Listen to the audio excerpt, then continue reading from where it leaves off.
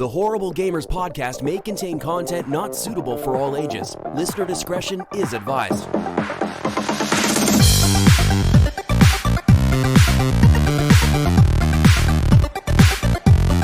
Welcome to the Horrible Gamers podcast, episode number 362. It is July 26th, 2021. What's happening, guys? Welcome to the show. Welcome, everyone. Today, we have a special guest on the show today, Ryan. What's happening, Ryan? How you doing, bud? What's going on, everybody? Another episode of Horrible Gamers. Let's do this. Yeah, bringing it back. And Jesus couldn't make it tonight, guys. I don't know what he's doing. He's working on cars. He's a Polkaroo. He's a Polkaroo. He's doing the Polkaroo thing. He claims to be a certified mechanic working on cars. I don't think that's true. What about? I think you're the certified mechanic over here, Mayo. Welcome, Mayo. Hey, Gunny, what's up? Yeah, I'm over playing mechanic myself a lot this week, last couple weeks. Man, it seemed like we're all just like doing some hard labor. I was out cutting down trees yesterday, drilling holes in stumps and pouring poison down to get the stumps out, chopping them down with an axe and a sledgehammer. That doesn't sound very California-like to me. No, man, you gotta cut down these trees. Like, look, here's what it is, guys. This whole Western Hemisphere we're in a drought. We can't have trees because they catch fire, right? And what happens when you catch fire? It's bad. Okay, but why don't you guys like cut the trees down and sell them? I mean, don't we have like a wood shortage or something like that right now? Yeah, seriously. Lumber shortage? I don't know. Is that true? It's like I think there's an everything shortage. Like $90 for a toothpick anymore. I mean, we should be sending all that lumber out your way so you guys can build more homes for us to live in. When all this shit dries up out here, we can all move over to the East Coast. Be out in your Ohios and your Indianas. Good stuff, guys. Anyway, we have a Twitter machine @_horrible gamers. Go check us out over there and leave us a review on the iTunes store. That is on the great iOS. is it the only place that we can leave reviews yet? I know Apple is the only one that had it for now. I don't think Google will let you do it. Have you tried, Ryan? No, it doesn't let you. I think you can. Yeah, there's no rating system for it. Yeah, I haven't seen any on like Google. I think even Apple's the only one that does that. Yeah, so Apple is awesome. That's why. Apple rules. We're gonna have some article about that later to prove it. We do have I wonder if can you rate us over on Facebook, because we do have a page and a group over there. It is Horrible Gamers Podcast Community. Facebook.com/group/horrible. I think gamers. you can leave reviews on the page, on the Facebook page, if you want to. Yeah, hit the like on the page, request to join the group, and answer a couple easy questions on there. We'll let you right on in to the awesomeness of HTP. We do have a Patreon. Oh my gosh, we forgot Patreons, guys. Totally forgot about that because Jesus holds the keys and the lock to that. But I will say thank you to all the Patreons. Thank you, guys. Appreciate it. Sorry we couldn't read off every name on here because we don't have the list. We also have a merchandise, guys. Redbubble. Redbubble.com. So if you guys are looking for any kind of merch, like shirts, mugs, like a rock, you can get an acrylic block. Oh, a Put block. a rock on top of it. But can I get a sock? You can. You can get a sock. Well, it'll come with two. It's a pair. Yeah, well, yeah, and socks, yeah. Sure. All that good Sweet. stuff, guys. Just go over to All Redbubble, search for Horrible Gamers, and a lot of our stuff will pop up in there. No hoodies right now. Just get like a good water bottle. Nope. Keep No it cool in the hoodies. summer. Unless you live in Iceland or Greenland. Maybe it's winter over there. I know over in Europe, over there in Vetterholics part of the town, it's probably like winter over there because it's been raining a lot. Or if you're in China, he needs a hood. Hoodies are always good for those cold nights too. there you go. Happens. But anyway, I'd like to thank the whoever did our music, whoever's doing our music for this episode. Do you know who that is, Mayo? No. Since you guys take care of because we just the changed music. it up not too long ago. I always forget. But either way, thanks Ricky and McMod and everyone else who provides us with some great music, intro and outro. Anyway, guys, let's get to some video games. I know we played them. I played some. I was, I guess I'll just start off with kind of what I've been playing. I'm just going to bring it out there. Death's Door, Ryan. I've also. I know been you picked this up since we console shared, and I was like, oh, great. Yeah. First thing I did was I was at the house this weekend. I went and did just a overnight trip, and I was like, oh, I'm going to download Death's Door. But then I realized I brought up the 1X. I don't console share on that device. I was like, oh, crap. So Oh yeah. I was like, oh no, like, why is it not? What? Why is it saying I can't? I have to buy this. Yeah. Okay. He just said he Damn bought it. it. Maybe he didn't buy it. But then I realized, yeah. No, I did. But I did. I've been playing that. Yeah, because I console share with your S, right? Correct. Yeah. Yeah. So I played. I'm about 2.5 hours in. Well, that's what it shows on here. But I know I'm a little bit past the part where you're at, and this is something that we were kind of discussing off the air. Yeah. Which was that it's kind of that second boss battle, which is that giant castle that you fight, which is really cool visually. I was like, oh, That's neat. The And game's a lot of fun, man. Like it's cool. Like I'm having some. I don't know if maybe I'm just not in the mood to play right now. You know what I mean? Like that could be a possibility for me at the moment, but I'm just having a tough time with it. But it must just be me. It's not clicking with me at the moment, but I think it will eventually because I am enjoying the game. I just feel like I'm having a bit of a struggle with it. yeah, but- I can tell you this is definitely. Yeah, I think you're really. I think you made a great purchase because I think you're going to like it more than I do. Only Yeah. because It's my kind of game. That's why I don't know why I'm struggling with it right now. It's like I like these kinds of games, but fuck. It's just not happening. It's not clicking with me right now.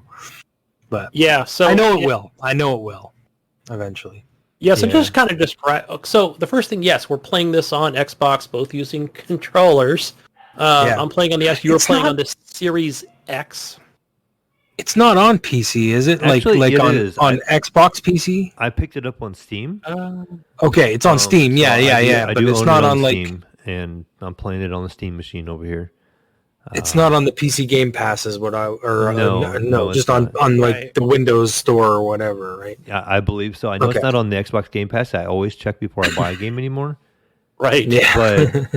But no, I went ahead and bought it on Steam. I think it was on sale. I want to say it was on sale for $17, I think. Yeah, it was $17 on Xbox as well Yeah. in the US. Yeah. So I went ahead and just picked it up, and I only got a little ways into it myself. So you two are probably further along than I am.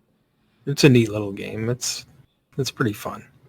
Yeah, so this is, how would you describe this? Isometric, a dungeon crawler. Some might call it a Zelda dungeon crawler, which I've seen on a couple visual reviews, which I haven't watched any yet. I was like, no, I'm just gonna go dive right into this game.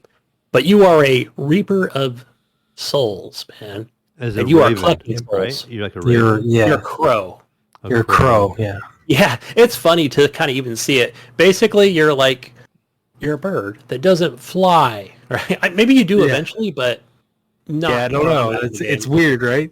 And you can't just jump walk or around. anything, and it's like you just walk around and slice your sword and shoot your arrow. Then right Yeah. away at the beginning of the game, I went and found this one room kind of off the side. You know, you can do a lot of exploring. You feel like there's a lot Yeah. of stuff hidden throughout the game. And I found an umbrella, and I got to I take I that. found that too. found Yeah. that And so you can equip it, which it does less damage, but you know you can attack with the umbrella. I'm like, what's Oh, I the didn't even point- equip that. The point of this, but okay. Well, you don't equip it. It's like it's not for that. It's I think there's probably something in the game later on that you might need it for. I think when you have it equipped, if you're not using it, you have it open and above your head, like it protects you from the rain. And or like, I something. think there's a section where you might be able to get through some water because you have that over your head, and you can walk under a waterfall or something. I feel like that's what's going to happen there, but I don't know. I have no idea. But that video game logic. yeah. Because the first thing that came to my mind, I was thinking that there's a few sections where, let's say you'll have like a seed, right? And what the seeds do is they're kind of far and few between. You'll pick one up and you'll take it to a flower pot, which there might be 2 or there might be 3 around, let's just say the area or the map, right? You plant it and then that gets your health back. But so once it's in the pot, it's there, right? And then it takes time to grow. Yeah, so I thought it was like something like, oh, maybe I can get like use the umbrella for that, but I still didn't. But you're right, that makes more sense. That I'm not gonna. I have wings, right? I would fly somewhere instead of taking that like the Penguin in Batman or something, right? But either way, you're walking around. There is no way to fly around and. But yeah, I feel like it you could pick this game up pretty easy. A is your what am I thinking of? It's just it's your roll or roll in and roll out like Diablo. X is your light on your sword, which I haven't changed anything yet. And left trigger and B I think is your arrow. Your arrows, right? And then Yes. right trigger is like your heavy attack with the sword. But so far, yeah, I think it's pretty good. I'm just at this puzzle right now. It's almost like a chess piece. I think I'm going to skip it and then just go meet this witch who lives down in this dungeon. I don't know. It's kind of cool. Like, so far, it's like I met this guy down there who has like it's basically a pot on his head. And, like a fire pot or, it's a pot with a fucking campfire. Hey, man, spoilers. Oh, sorry. But it's funny. I'm not going to go into what he, yeah. Yeah, I'm just Yeah, kidding. it's cool. He's like, I'm cursed. He's like, I got soup in the pot as my head. You want some? It's kind of funny. Yeah. But yeah, the enemies seem It's got pretty good easy. humor. It's got good combat. It's that dodge and roll and strike kind of combat. It's an isometric. Is it isometric? Yeah, it's not top down, right? It's isometric. Yeah. Yeah. You know what this reminds me of initially? Is since I'm not a big Zelda player, or I don't own a Switch, or really haven't gotten into those games, is that Ukulele, the second one. It kind of gives me a little bit of that vibe, does it not? I mean, that one's a little different, where it goes from isometric, but then it goes back to more of a platforming style type game. But that was more like a Donkey Kong Country kind of game. Yeah, there you go. But it did go isometric at some point. Yeah. I never finished that game. That's an awesome game, by the way. I know I talk about it all the time, but I never fucking play it. It's a great looking game. But yeah, I'll continue to. That's a good purchase on that one. Man, what else? So yeah, just yesterday I was with my limited internet at the house that I only use 3 times a month. I can't remember what the data plan that we even got, but wasn't the best one. But I did end up downloading Forza Horizon 4, and since you talked about it last week, Mayo, and yeah, logged in, and I just drove around, just different cars, unlocking roads, just doing random fucking races. There's so much you can do in that game. I just feel like it. Yeah, I don't know. It's like so much. You open it up, right? That game of all of them was the one that overwhelmed me. I was just like, yeah, there's just too much to do here. I don't want to do all this stuff. If you open up the map and you think, oh, okay, I see the new, it'll say new, right? New race, whatever. Isn't really a new race though, but it'll show them all dotted around the map, right? And you're like, okay, there's like, what is there? Probably like 14. That's not bad, right? 14's not bad. and it'll show all the completed ones or whatever with either stars next to them or something. You'll have barn finds out there. You're like, okay, let me go do this. Like, oh, okay, I'll do this quick race. Cool.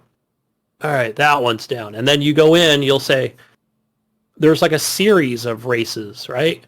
That can be a little confusing because it'll say like, oh, you're already started a different series. Are you sure you want to start this one? Then you're like, well, wait, which other one did I have open? Where was I supposed to go next with that? And let's say you even complete that or a race. Basically, the map will come out again and go, boom, there's more new races all over the map. You're like, okay, this fucking game never ends, you know?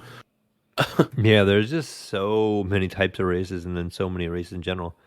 I remember thinking, I think I did all the, maybe the circuit ones, and then I found a couple more series. Then like I went a long time without playing the game, and I fired it back up, and there was a bunch of new stuff to play. I'm like, oh no, more, you know? And it just, you know, I like that you can go in the map, and you can actually edit what shows up, so you can like uncheck certain things. So I would check only one race type. I'll clear them all. And then you just have the one race type. Okay, like I want the circuit, or I want like the street races. And then only the street races will show up on the main map. And then you can just kind of navigate to wherever you want to go. But I'm to the point now anymore. I'm so like kind of tired of just driving around on the game. Even though it's such a fun game, I just quick travel everywhere now. I pretty much got the house that gives you the quick travel to anywhere on the map. Yeah. And so once you move into that house, you can actually just quick travel anywhere on the map. I mean, it costs you like 3,000 money or gold or whatever you want to call it, whatever the currency is, if it's dollars or what. But then I just quick travel to there and do the race, and I quick travel to the next race and just kind of progress through it that way. Yeah, I think it's like 6,000 credits. I don't know. Well, I guess I wonder if it depends on how far you are away from the location you want to go to. I'm not sure of. I think for the barn finds, my gosh, those can be so fucking boring. Where I'll attempt it. I didn't do it yesterday, but I thought, all right, let me go to the YouTube and check the location so I'm not driving around for an hour and a half wasting my time.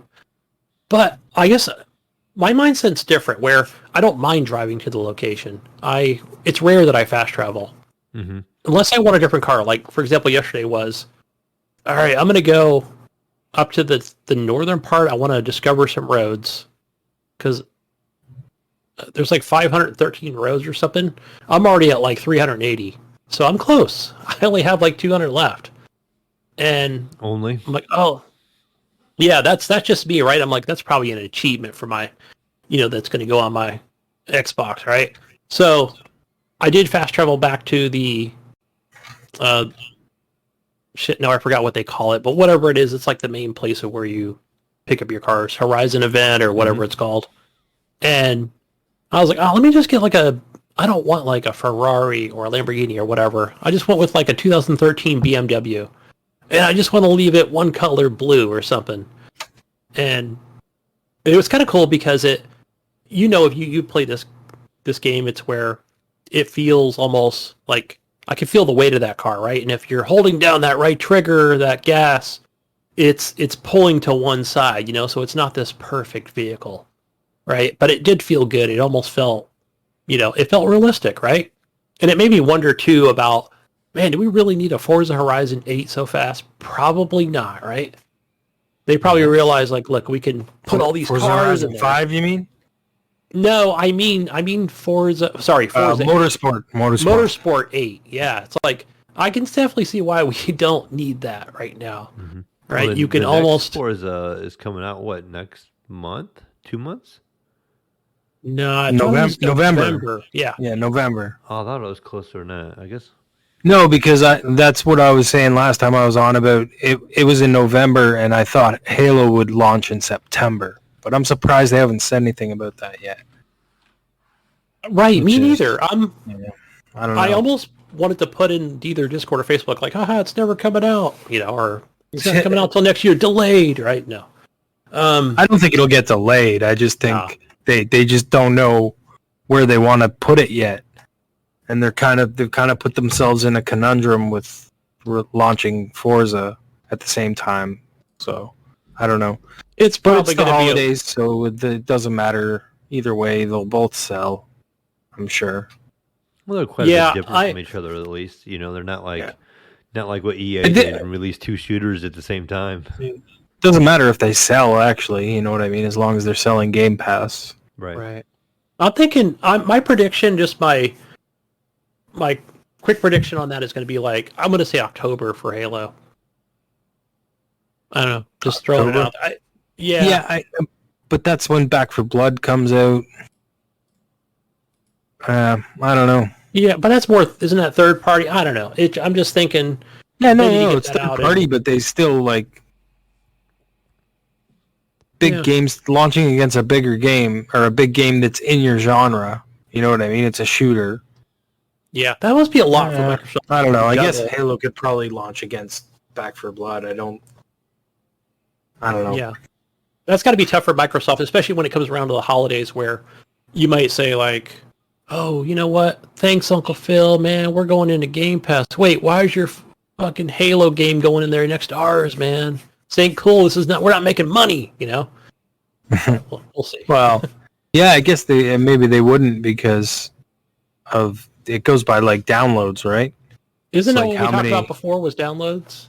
Right? Yeah, I think I've heard that other places too. So it's I don't know. It's weird. So September, I think it makes sense, but like it's like weird for Halo to launch in September, right? It would make more sense for Forza to launch in September and Halo to launch in November, but they kind of screwed that.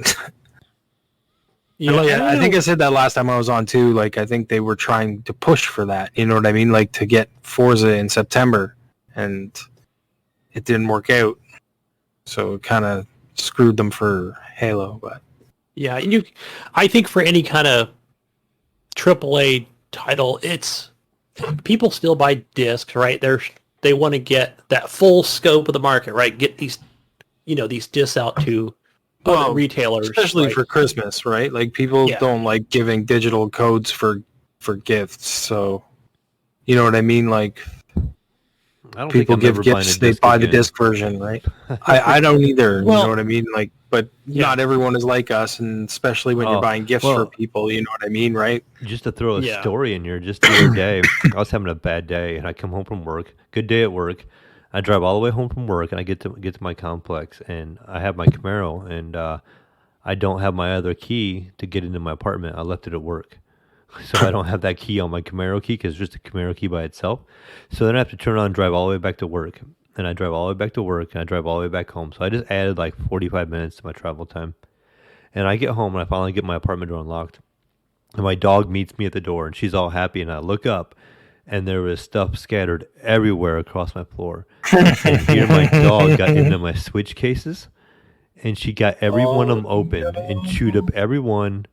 The artwork of every case, she got like the paper pamphlet out of it. Like she like ripped it out and shredded each one. Oh wait! Your switch carts?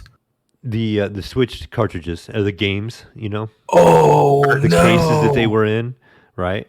And a couple of them, she popped the games out of the cases, and she chewed on the games. So now the games have like little teeth marks in them and holes through them in spots. But luckily, every single one of them works. So really, thanks job, to Nintendo. That's right. I mean, things have like holes in them and teeth marks all over them. I had to find them. I wonder. One was under my couch. One was underneath my ottoman. I'm like looking around, but I don't have a single case anymore for them. And those things are so tiny too. Yeah, and they taste like shit, dude. I'm like, she's probably they taste so bad. We were looking those on the show. You know, but no, I managed to find them. Do you have video of that? No, I didn't record it. That would have been pictures. The best. I can take pictures. You need to set up surveillance of your dog, dude. Yeah. So that was part of my day. And then later on that day is when that's the same day I ruined the rims on my Camaro. Like I'm like I had some other things that happened. Bad day. And so then I'm like I'm just gonna go wash the car, and I bought this cleaner for the big community that doesn't know, because I know I talked to Gunny and Jesus and them about it. I bought this rim and tire cleaner, took my car to my in-complex car wash that we have here. You and the butler cleaned it all up. I'm like I'm just gonna get the car clean. It's been a crappy day so far. And I bought this new rim and tire cleaner to get the tires nice and shiny because I haven't used anything like that on them yet. and I sprayed down the front tire, sprayed down the back tire, went back, rinsed off the front tire. It looked all black and shiny and it looked great. Went and did the back tire, looked all shiny and great. So I go over and do the driver's side, do the same thing on both sides. I go back to the passenger side where I started, and when it finally dried, it like started eating some of the paint off the rims because it had like glossy, like black rims, and it started eating the finish off of them. So here, either the content in the cleaner was too strong, the acid in the cleaner was too strong, because it started leaving like corrosion, like on my brake calipers and stuff too, where it hit my brake calipers and actually left like white marks on the calipers because they're painted. And so I got feeling that cleaner was probably pretty strong, but also the wheels didn't have any kind of clear coat on them. So I am spending a day this week like redoing my rims in my car. So it was a whole day project. Jeez. But I mean, at least that you have your. I mean, it's probably great that you have your brother, that has that shop, right? Otherwise, it would probably cost you a lot, right? Yeah, it would have been cheaper to just buy new rims, which I was ready to do. If they didn't turn out with us just redoing them and putting new clear coat and everything on them, I was just going to go out and buy all new aftermarket rims and do it that route. But they actually turned out really well, so that's good. I didn't have to do that yet. Yeah, because any kind of car parts can certainly be expensive. Ooh. But yeah, definitely back to that Switch thing. I'm not buying any more Switch cases, and they were just sitting on the entertainment center. No, you like, need right to put your TV. Switch cases away. Yeah. Well, I don't have anywhere to like put them in. I don't have anything enclosed, and so like a drawer or something to put them in. Yeah, and she's never touched them. They're on the top shelf up on my TV. And but you were late, and she got hungry. I guarantee you were late coming home, and she was like, "Where is he? Where is he?" And then she started looking for something to do. Those remind me of him. Let me chew those up. Yeah. How dare you give me dinner late, Mayo? The funny thing was, if I chew on this, he'll come home, right? Right. And he'll come home and tell me, "Don't do that." There's 3 shelves on there. On the second shelf, the middle shelf, right, was like 2 old Xbox One games that I have the disc for. Like the only 2 discs I ever bought for the Xbox, and they were one was like a little $5 game. It was Surviving Mars. And we picked it up at a place called Deals here in Columbus, Ohio. They sell everything for $5 and less, and it was kind of new before it ever came to Game Pass and everything. So we just picked it up, and then the other one I think was one of the NBA 2K games. That was laying on those 2 were laying on the shelf because that's the only 2 that came with your Xbox, didn't it? Yeah, and it might have. I got a digital code for that though. I think it was a year newer. I had the year before that. It was cheap, and she didn't touch those. No, she went and got the Switch games off the top shelf. You know why, Mel? Your dog is an Xbox fan. Yeah, that could be. Not a PC. And I was really nervous too because in the midst of all these cases on the ground and being chewed up, 2 of my Joy-Cons were laying on the floor too, where she knocked them down, but she didn't chew on them. So that's lucky because the dogs go for those knobs, the little rubber end on them, little joysticks. They chew the shit out of those things. I'm really surprised she did not chew on those, which I have 4 of them because I bought extras for Mario Party when my kids were over. I can't believe the games all work. That's crazy. Yeah, I popped it in and thinking this thing's going to be completely dead, and one of them was Mario Kart, like the Mario Kart, whatever, the one that was on the what was it on the last Nintendo? The Wii U. They just Mario Kart 8 Deluxe. Yeah, the 8 Deluxe, and that was one of them, and it worked fine. And the other one was it was that one Zelda game, like not like the Zelda series, but the one that became like a fighter, Hyrule Warriors. Oh yeah, it was one of those, and I think one of my Mario, just like the regular like new Super Mario World, or whatever. I think that was one of them, but yeah, I think I'm done buying physical copies of anything anymore. Yeah, I hear you, man. Yeah, but Nintendo, I just don't trust their digital store. Like, I don't know. They've never handled their digital purchases well. Nothing continues on. Nothing. Everything's cut off at some point. Yeah, it's rough. I don't know. Or it's like that's why. Like, I don't have a Switch anymore, but if I did, I think I would probably still be buying digital or physical for it, because then I can at least trade it in Right. when I'm done with it. But I know it's gonna. yeah, that's just me. Yeah.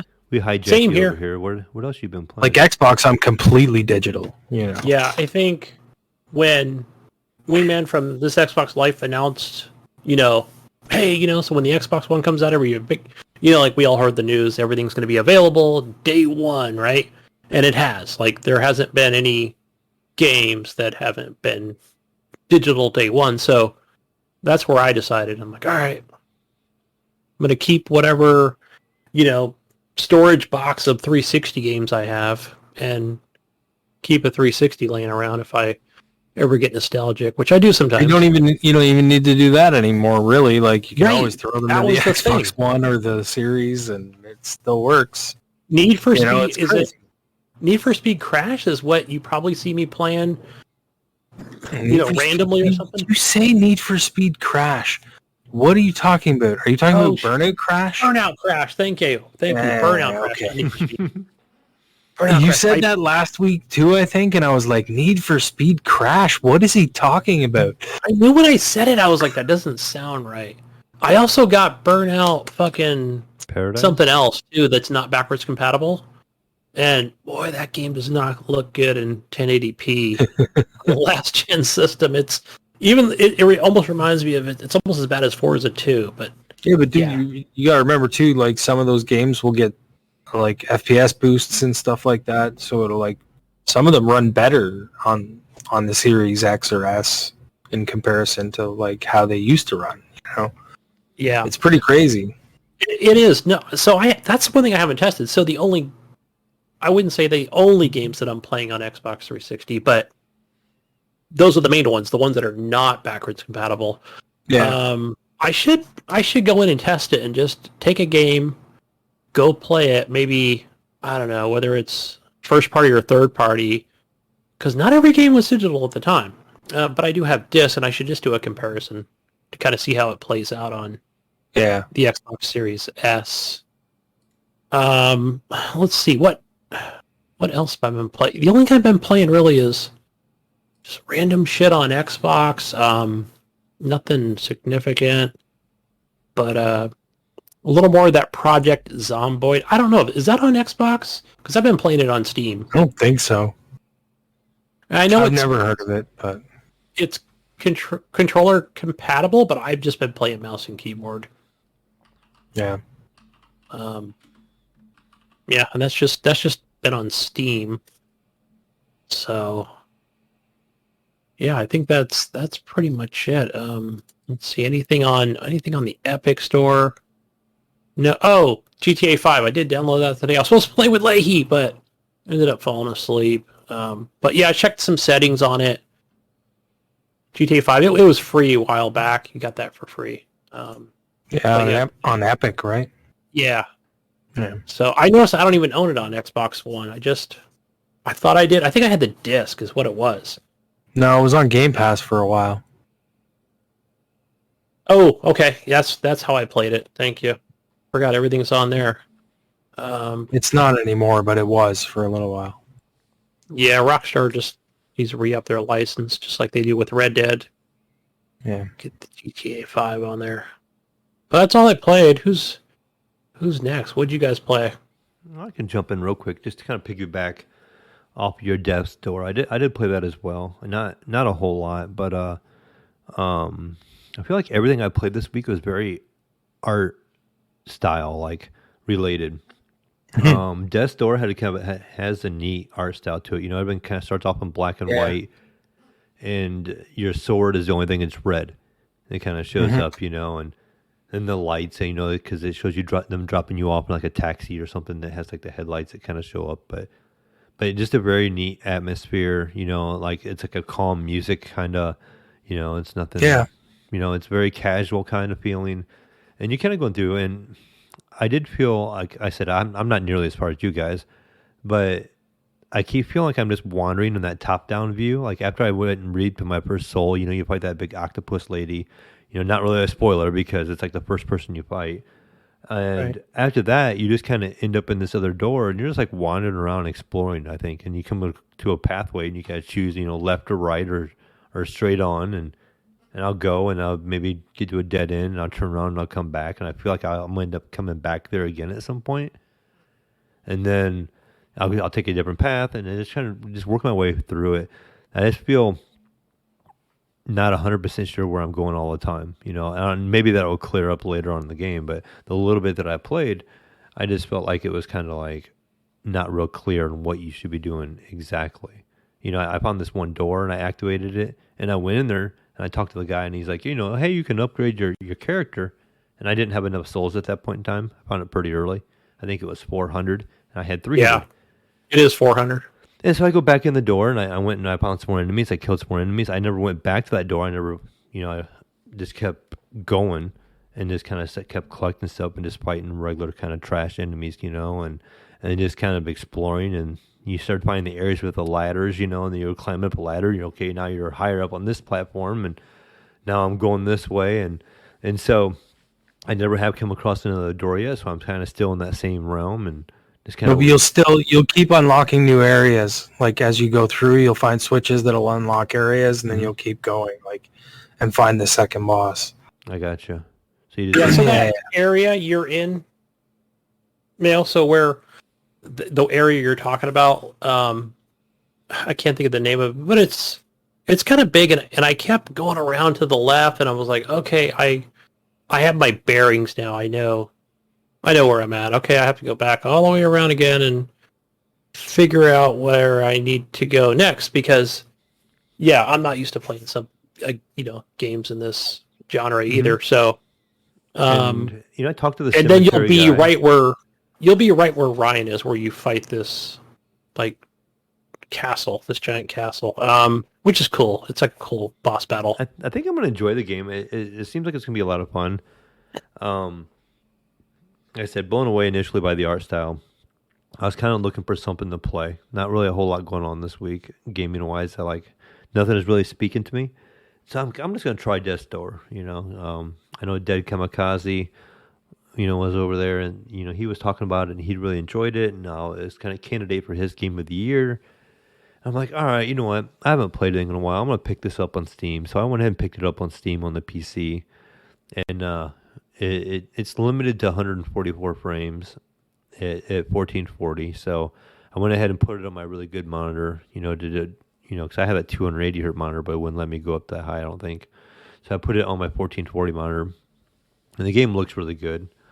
But I mean, I'm starting to guess now. Maybe I should just bought this on my Xbox, because I'm kind of looking for reasons to play my Xbox and play on my OLED in my living room.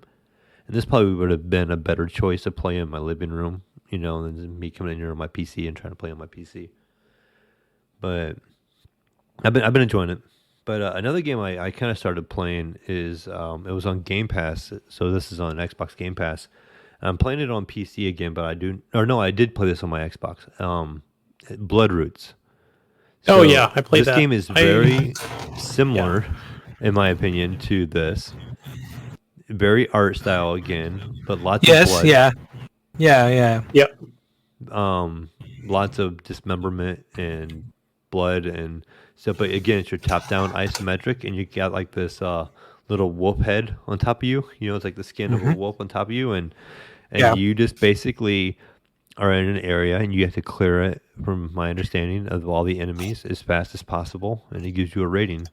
And you have to clear out a little area, and it opens a doorway, and you kind of go into the new area, clean that out, and pretty much everything from what I'm finding can be turned into a weapon. You can kill a guy. I picked up a corpse and was using his leg as a weapon for a little bit until it breaks. Then I broke a fence, took a piece of the fence, used it as a club for a little bit, and then I found like a I don't know if it's like a harpoon gun or whatever it was, but you shot it, and I thought it was like a skewer. And you just kind of like zoom through the map skewer. And just kind of latching on to guys, and then I found that or swordfish. Yeah, there's a sword. It's not just a regular sword. It's more like a... No, I was thinking swordfish or skewer. I can't remember. There's like two different... But I like the dynamic of how it changes. Like, that'll just be like a straight... You'll get like a long-range kill, but you're going with the actual weapon itself, right? Because there are like things where you might pick up a gun, and again, these things are like you get 3 shots each on most weapons right before it breaks. Some of them will be like 1, depending on what it is. But yeah, it just I don't know. Smaller stuff like when you pick up like a stick or something like that, it only takes 1 hit. But if you have like a sword, it's 3. You get 3 strikes. Yeah, most are 3. Like some of the the bigger weapons, sure. Yeah. But yeah, I mean that game, so far the what I played of it is literally trying to get through it as fast as possible. Try to find the enemies, figure out where they're all at. Almost kind of memorizing where the layout of the map. Maybe the first time you're gonna kind of go through it and you're gonna like figure out where all the enemies are at. And I've actually let myself die and try to go back through the map again, and so I could do it a little faster because it times you more or less. And so I know where to go. I'm like, okay, there's a group here, there's a group there, there's a group there, and a group there. There's 3 guys in this area, this platform. There's 4 guys this one, but it does kind of have that 3D look. You can kind of get behind the rocks or like you're in a low area. It'll make like a shadow kind of showing where you're at, but you can't like see it. I wish you could spin the camera around or something like that. I know. To give you a better feeling of what's going on sometimes, because sometimes you're on this platform or this little area all by itself, and there's a higher area by it, and you're kind of behind it, and it shows you like a silhouette of where you're at. But it'd be nice if you could like pan the camera around and see what you're trying to jump on and stuff like that. So, but again, it's a very art style heavy game. It's blood everywhere. When you hit somebody, they break into pieces. And then the final kill, it's like a cartoon almost cutscene. It's like a dance. You know what I mean? Like it's like when you get in the groove and you're hitting everything like just in time. You know what I mean? You get in the rhythm. Yeah. That part of it. It was a fun game. Yeah. Yeah, that you just said where there was that one level where there's like a whole bunch of the barrels, right? Because they have the those staffs that come out like kind of like you're in an ancient tomb, but you're not. So you can't obviously walk over to them; you'll just instantly die. So, but you can take the barrels and run on the barrels. And there was one level where I don't know how I did it, but I just did it, and I was like, oh, fuck. I fucking went from barrel to barrel to barrel, and boom, boom, boom, boom, fucking picked up an axe, fucking threw the axe, and completed. I was like, holy shit, that felt really good. It's like the wheeled wagon. You can jump on the wheeled wagon, and it'll roll across the map and like smash into a guy too, and you see that. And then I can't remember if that's the one where the wheels come off and you can pick up the wheels and you can throw the wheel at somebody too. So it's like you jump on the wagon, you slide across the map, hit the guy, wheels come off, grab the wheel, toss that wheel across the map, hit this other guy, and he drops something, and then you take that item and turn it into a weapon, and you just keep working your way through. Yeah, it's a lot of fun when you get in the groove too, and you finally figure it out and you get the timing right. And it can get a little frustrating at times, though. I would say it's visually and the same angle kind of as Death's Door. Did you guys get to the point where you're it's like a boss thing where you're chasing him down and you have to go through and you fight all the enemies he's dropping, and then there's guys with guns. I don't know, it was really hard. I'm right there. So I pretty much chopped all the trees down that landed on the house. That's where I'm at. So the house got destroyed, and then that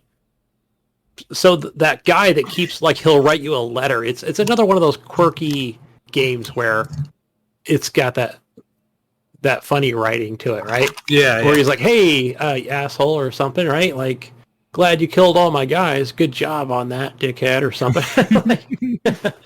I look forward to you chopping your head off or something. But yeah. So yeah, but I think I'm going to meet him now, the boss, but I haven't done it yet. That's where I'm at. Yeah. I'm kind of stuck there at the moment. I know. I can't remember if it was Vaderhawk. Somebody I know it's one of our guys over from the East said they had finished it. I can't remember who it was on Facebook. So Yeah, I remember someone posting that. I can't remember who it was either. But it seems like Yeah, but that's game. available on. As far as I know, it's available on Game Pass on both the console and PC. It, and it is PC as available well. on both. Yeah, I looked on my PC today. So, and then the last game we got played again, another very like visual art style kind of game, not top down like the other two or isometric, but it's like a side view. It's like a 3D side view game. It's called Planet Alpha, and I think that's on the Games with Gold. Games of Gold. Yeah, I just moved it over to one of my other hard drives since it's not a X and S enhanced game. So, and it's I didn't play it. I don't know. I only played a little bit at the beginning. It's really a pretty game. For something I never heard of before. It almost has that Ori and the Blind Forest prettiness to it. Like it's graphically pleasing. This is on Game Pass, or like I said, maybe Xbox Live with Gold. I got it on there for free. Yeah, I just downloaded it and I started playing it, but it's just like a side scroller with that 3D mechanic. So you're walking along and you're just on this random planet, and it's just bright colors everywhere and like just plants everywhere, and you're kind of walking through, and the game's all quiet, and your character's just walking with his head down like you crashed on this planet, and you have a space suit on, but you're not human looking completely, and you're walking, and your character doesn't really speak or nothing, and you'll come across this ledge you can't reach. Well, you'll find this one rock that you can grab, and you can drag it over this. You can climb up on that rock, and then you can jump up on that ledge. And so progressing through the maps on this game, it basically is literally just solving the little puzzles on how to get through them. So you'll continue to walk, and next thing you know, the rocks fall up underneath you, and your character falls down, and you fall down in this cave, and you're progressing through this cave, and you find your way out of it eventually. But everything is real pretty, looks real nice. Kind of also gives me that feel of a game on Steam I used to play quite a bit. Name's gonna elude me now. You had a wizard, a rogue, and a warrior, and it was like a side scroller. It was a puzzle, and basically you would solve the puzzles to kind of get through the environment. But is it worth? Do you think I should go ahead and play it? Yeah, I think you would like it actually. It's really neat visually, and you could probably play it on your Series S over there and put it on your OLED, and it'll look really good. Like I was playing it on my Xbox One X and on the OLED, and again it looked amazing graphically. I would put it right up there with Ori and the Blind Forest and how it looks. So play style wasn't as fast. It wasn't. You didn't really have an attack or nothing like that yet that I've come across. It's just all, how do I get to this ledge? I got to move this rock over here so I can jump under this. It's more of a puzzle platformer than and combat focused. The one time there's this big ledge and you're walking across this rock formation and it starts to crumble, and so I jump. Wait, what was the game called again? Planet Alpha. Alpha. And you jump off of it, and I couldn't make the jump. And then I realized the second time after I died that you have to stay on the rock, and it starts falling to the right. And then once it gets so far over as it's falling, then you can jump off of it, and you can grab the corner of the ledge, and you pull yourself up. And there's other parts where there's vegetation, so it's kind of vegetation is off the side of the rock, and you can climb it. So your character grabs it, and you work your way vine, up. Yeah, and then so you're like, okay, you're there, and this and that, but it's just a really neat looking game. I'll check it out. I just thought, okay, you know what? I'll move it over. Eventually, I'll get to it. It could be lots of color. Could be a week. Could be a year. But lots of purples and dark colors and bright colors in the backgrounds and stuff, and it just, it was easy in the eyes to see. So, with just so many games out there, that you think, oh, well, that's just another game to give away that nobody's talking about or something, but there's a million freaking games out there. Yeah. That does look like neat. Ori right there. Yeah. So check it out if you guys like Ori and just wanted to show off your OLED TVs or see how good a game can look in bright colors and stuff like that. And check it out. And it should be, if you have Game Pass Ultimate, you can claim them games with gold, and it's in that group. And I think that's where I picked it up. Yeah, that's what I recommend here this every month? week. It's here this month? Yes. Yes, yeah, it's still available till the end of the month. Cool. I'll take a look at it. Yeah, that's pretty I much love been Ori, so. for me. I been messing with my Camaro a lot this week. So like I said, I had to redo my wheels, and so I did some traveling here and there, and I drove back to my hometown and did some work on there, and it's been kind of keeping busy around here. So pretty much all I was able to get into. I'm just kind of waiting for that. Is it called Ascend or Ascent coming out later on this week? Tomorrow? That is, Yeah.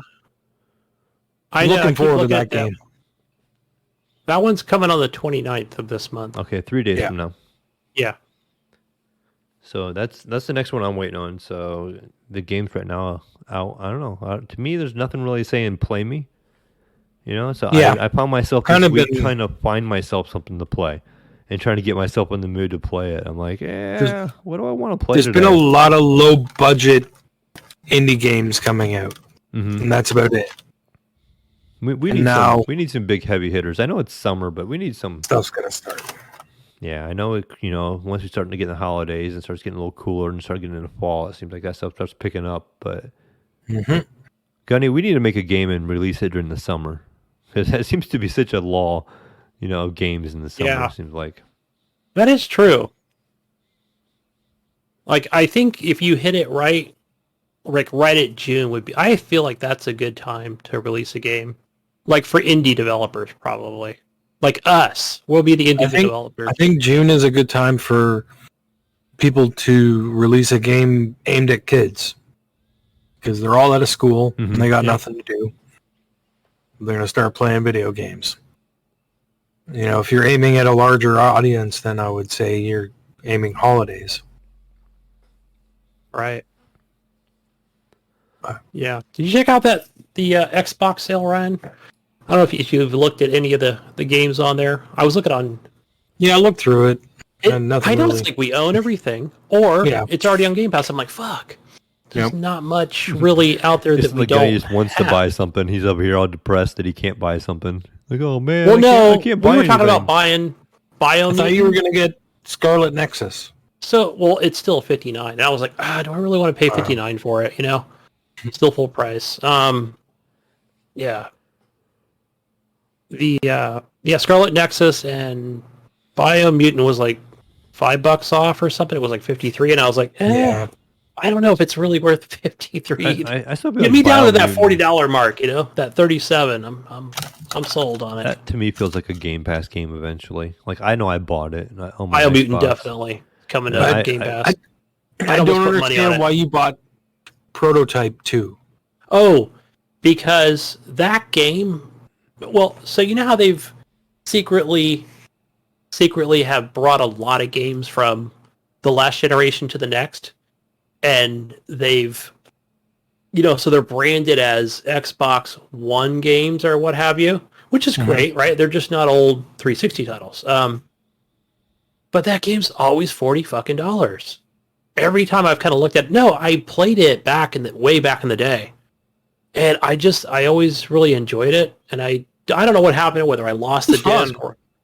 Yeah, it's a blast. I watch YouTube videos so often. I'm like, why not? Oh, let me go buy this game, right? Maybe I'll buy it on Steam or something. It's probably $5 on there. But no, it's always $40 for this game that's like 10 years old. Yeah. It's like, what's a freaking Alien game? What am I thinking of? No, the Ants game. God, there's a whole bunch of the series. I was looking at it today on PS4. The Earth Defense Force? Earth Defense Force, thank you. And those games are always $50 to $80. That's just their... Yeah, that new one that came out, I was talking about it last time when I was on the World Brothers. It was $80. I'm like, this is insane. It wasn't even World Brothers. I'm on the PS4 Pro today, and I'm looking. I'm like, okay, they got their summer sale. It wasn't even World Brothers. It was another title, but still, they wouldn't sell it for less than like freaking $50 or whatever. I don't know, whatever. It was like and then it was saying how, it may not be compatible because some things might be on a PS5. It was really confusing. I was like, you know what? I'm good. Thank you. Just I don't know. Yeah, someone's got to get that together. Yeah, it was so convoluted and messed up that I was like, well, why would I purchase this if I'm missing content? But thanks for the disclaimer anyway. Yeah. But anyway, where was I? Oh yeah, Prototype 2. Yeah. No, I'm going to play it. It's something I've been having a hankering for. I've been wanting to get back into. Really? Okay. Yeah, I had that disc one time and I never bought it digitally. I always wanted to own it. I always wanted to play it. Kind of like a Dragon's Dogma to me. Maybe not. Maybe that high for me, but man, that game was so good. I never liked Dragon's Dogma. I couldn't get into that game. That game grabbed me so much. Yeah. I know a couple of my friends, same thing. They love that game, and I was like, I just don't get it. It's sword and board, right? Or it's magic. It's like ESO offline. That's how I look at it. But old school. Gunny and his sword and board. Right? Always got to go heavy, right, Mayo? That's right. Got to go heavy. Got to be the destroyer. I can't be a skilled Yeah, we were talking to Gunny mechanic like you guys. Jesus is over here fixing his car. I'm over here working on my Camaro. And Gunny's like, I've been busting up concrete all day. And I'm like, yeah, you're the destroyer of the group over there. Last time we talked to you, you were out there cutting down trees, and now you're like destroying concrete. And Jesus and I over here building things, and we're fixing things. He's a gatherer. He's a gatherer. He's getting bricks and wood. Yes. I'm gonna construct something. Wood. It's so you guys can construct something, right? I'm a vital part of the team. We got to remember this next time we get into a survival game like this. We're going to just send Gunny out to get resources. You know what? Leahy was right, because he was talking about that game that's coming out on, not the Forest. What the hell's that new MMO coming out? New World? New World. Yeah. And I was like, first thing I did was go to Twitch and check it out. I know I've seen it before, but now it's like in another, I saw it in alpha. But yeah, the guy's like cutting down trees for like 45 minutes. I was like, okay, that's me. That's what I'll be doing. Chopping down trees and gathering stones. Bring it back so somebody can build something and go fight more enemies. But yeah, what'd you play, Ryan? Anything else besides? Well, you guys took all my games. Oh yeah. I played Death's Door, Bloodroot. A very small amount of what is that game called? Atomicrops or whatever? Or Atomicrops? Yeah. Yeah, Mail gave me a code for Steam for review, and I never played it on there. Yeah. It was kind of interesting. You basically plant crops and they grow, and then at night you got to protect them. Because the radioactive animals and stuff will come and get it, and you got to fend them off. It was kind of fun. I don't know. It's on Game Pass, so you can check it out if you want. It's Devolver, right? Yeah. It was just something I was like, it's kind of like Stardew Valley with like every night, the stuff comes to get you, kind of. So at night, everything attacks, and you got to protect your crops. You protect your crops, and then the next day you can go out and gather again until night. And then at night they come in again, and you got to go back to your place. And yeah, so you're like out gathering, and then you can craft stuff, get new blah blah blah. Was there like a setup during the day? Like you get a timer, or do you know? I don't remember. I played it a little while ago. I'm very little. Like I didn't play much of it. But it was kind of fun. I mean, it was fun, a fun little thing that I might drop back in every once in a while. You know what I mean? The game I've actually been playing the most, weirdly enough, just because I've been in the mood for like more of a story-driven thing, was Yakuza Like a Dragon, and that game's weird, dude. It's like... No, is that the one you purchased or was out on Game Pass? That's a Game It's Pass. on Game Pass now. I did buy it, though. I bought it a while ago. And now it's on Game Pass, so... Yay for me.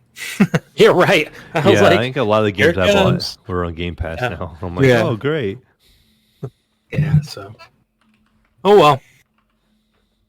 But yeah, that game's it's interesting. I mean, it's not like Yakuza. Like if you've ever been afraid of, hey, I don't like these street fights and stuff like that. You know what I mean? Like that's the way the street brawlers or whatever, right? Right. And it's more of a JRPG. It's like you're still doing street brawls, but you're like doing it in like a JRPG fashion where you're like picking your moves and stuff like that. It's turn-based, shit happening. But it's an interesting story and it's fun. I don't know. I've been enjoying it. Yakuza Like a Dragon, man. But it's not new. But we already talked about that store in Bloodroots. I also played those games and enjoyed both of those immensely. So, yeah, that's pretty much it for me. Good deal. What's the do you have any plans to play that? Is it Dungeons and Dragons? I forgot the full title Dark of it. Alliance? No. Dark Alliance. Yeah, I've heard nothing but things. Yeah, I just hear terrible things and terrible things and terrible things and terrible things. And I'm like, and I looked forward to it because it looked good, and I was like, yeah, maybe this will be good. And I thought, hey, I'll just play it by myself. And no, you can't do that. Oh, look who's here. Polkaroo himself. Look who shows up. Oh, hey guys. Hey, did you install the fan upside down? You certified? Hey. No, Yeah. I'm Did you fucking fix your car? certified. I'm fucking certified here. I'm a fucking tech, bro. Okay. Heck! Whoa, we went from Fucking certified to technician. certified. to Certified technician. All your car needs, I can solve. Call Jesus. Call me. He's got like a little bowl of bolts. Right? Where do these go? No, actually, the last few days I've been dealing with this problem with my car overheating, and I did everything. I went through all the steps, dude. I figured it wasn't the water pump because that was replaced back in March, so that's pretty new. And I was like, it couldn't be that, like going out that quickly. Nah. So then, went through all the steps and I got it figured out today. Got a new fan, so it works. It works now. Yeah. So it was just the fan wasn't running? Yeah, the fan wasn't running when I was idling, so it would just shoot up, at a red light or whatever, That shit would just fucking skyrocket, dude. Man. I just told him to drive it faster sucked. when he was driving so it would stay cool while he was sitting still. That's not a bad idea. I mean, that's kind of what I did when I was driving. Right? Yeah, anyways, what are we Just hope talking it's about? not a hot day. We were just going Well, to talk about what Jesus is playing this week. Yeah, we Yeah, just Ryan finished was what we were just playing, finishing so up what have you his- been playing, Jesus? It's been really Xbox. hot. It's been really hot, Ryan, here too. That's why I said, I was like, God damn it, man! Like what a week to start overheating, you piece of shit! Like it's fucking like 90 degrees every day this week. It's like fuck. That's probably what the car is saying. It's saying Yeah, it's too damn hot. Yeah, it's like Fuck God, this, fuck Jesus. You, Give me a new fan. fuck you, Jesus. I'm gonna leave you on the side of the road, motherfucker. I think I said that Anyways, earlier on the show. This week I haven't really played a whole bunch. Like I said, I've been dealing a lot with my car and shit, just dealing with all that. Haven't really been playing much. I did jump in and played some more Mass Effect 2. So now I've completed a lot of the loyalty missions in Mass Effect 2. So I've done Miranda's, Think done Tallies, which I completely have forgot about the way Tallies turned out. I did I think I did the Justicar one. I did Jax, the bald chick, and I recently the one that I just did the other day, which was a pretty cool one. It's kind of like a sad one. Was what the fuck is the dude's name? The lizard guy. What's his name? Zed. No. Zaid is the mercenary. I did his too. Yeah. Frig, what is his name? Lizard guy. Lizard guy. Mass Effect. I forget I just his played name. it too, Jesus. I just Yeah. played it too. I played through all three of them. Dude, that game's incredible. He's I think his name is Thane. Yeah, it's Thing. Krios. Krios? Yes. Krios. Thane. Yeah. And he has his son or whatever. His son's trying to become an assassin like him, and you got to stop him from committing the assassination or whatever. That mission was pretty cool. You go to the Citadel. Stealthing through above. Yeah, it's kind of cheesy. It's like, okay, Yeah. like these dudes are really not gonna see this dude walking around the fucking. You gotta remember, it's a really old ass game. Yeah. That's the way games were back then. You know. Yeah, but other than that, like, dude, like the writing and the storytelling in this game, Mass Effect, it's insanely good. Like, to me, it's like, man, like, why the fuck can't games be this good anymore? Yeah. You know what I mean? When I was playing it again, I was like, I remember like how great this was, and like it's even better now. Like in your head, you thought it looked that good back then. You know what I mean? Like you still, like when I'm playing it, it takes me going back and actually looking at the footage to go like, oh wow, it really looked like that, because your brain thought that it looked like the way it looks now.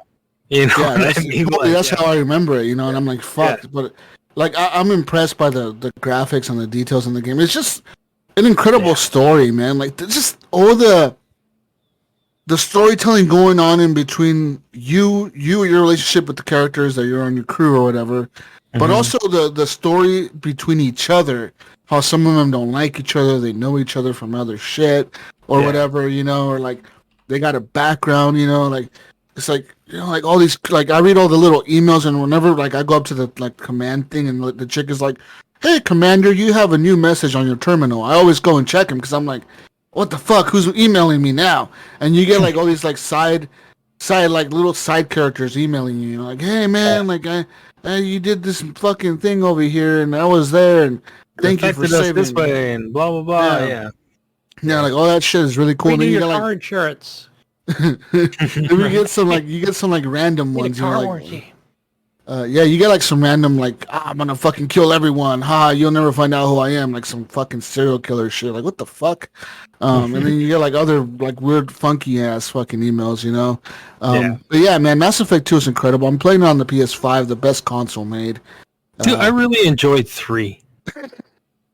3 was so good. I was just thinking about I'm not 3 even gonna acknowledge that, Jesus. Just gonna keep moving along. that when we get there. Best controller, you know, hands down the PS5. Okay, you know, yeah, the gimmick. Sure. He can't argue with that shock. one, Jesus. The gimmick shock. Best controller ever made. Vibrating The one shock where controller. everyone turns off all the options because they get annoyed with it most of the time. that Except when they're controller. playing. Hey, You know what? I made an attempt. I had that new Xbox controller. I got and this it's identical. fan-fucking-tastic controller right here, and it's amazing. It's the best controller that's ever been made. Is that a 360 controller you're holding? Yeah, Jesus, it's the 360 controller. It's the Elite version 2, bro. It's like the price of a Switch right now, isn't it? Yeah. Actually, I traded my Switch in to get it when it came out. Oh, wow. Yeah, I got a lot more than just the controller. I got like $200 in Xbox money too. So Yeah. So besides all that, I jumped into some Red Dead Redemption 2 with my friend Leahy. you're still playing that? Wow.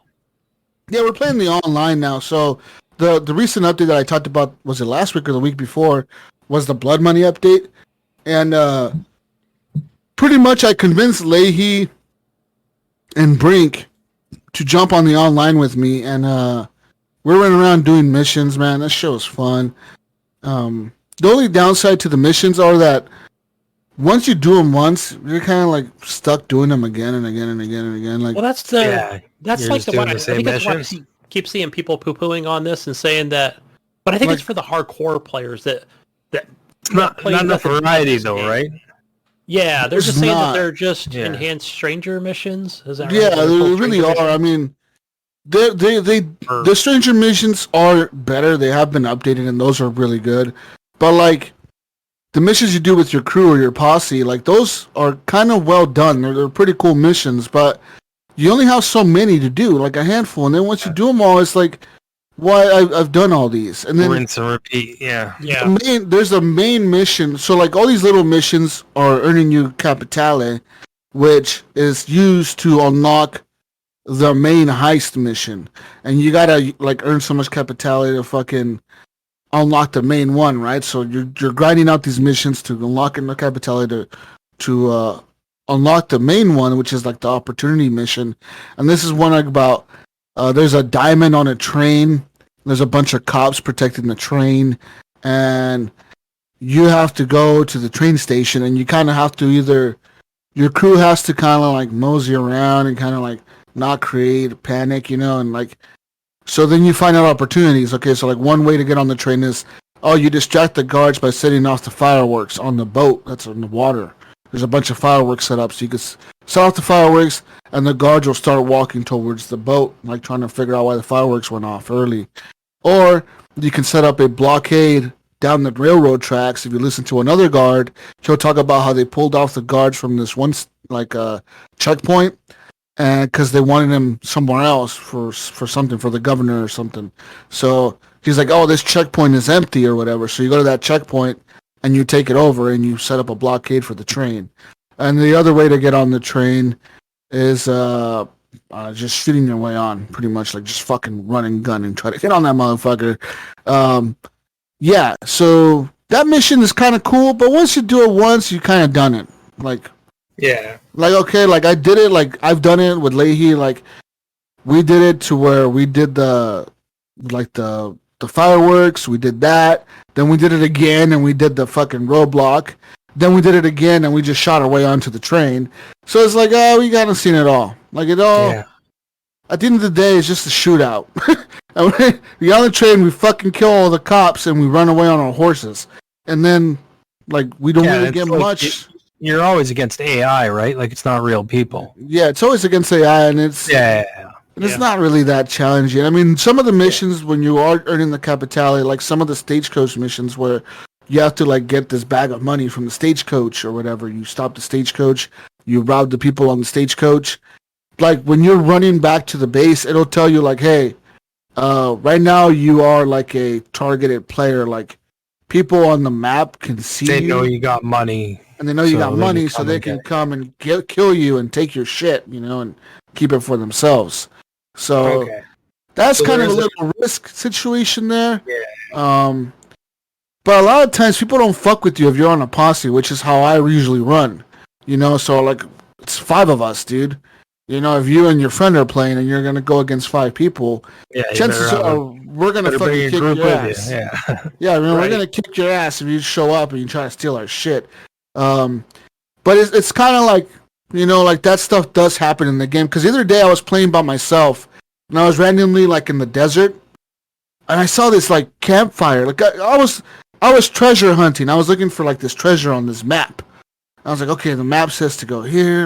I'm just treasure hunting. Jesus is just chilling out in the desert on his horse, treasure hunting, Mayo. And I see this fucking plume of smoke coming out of the distance. I'm like, smoke usually means a camp, which usually means enemies or people that I can rob and kill, or just a camp or something. So I'm gonna go towards the smoke.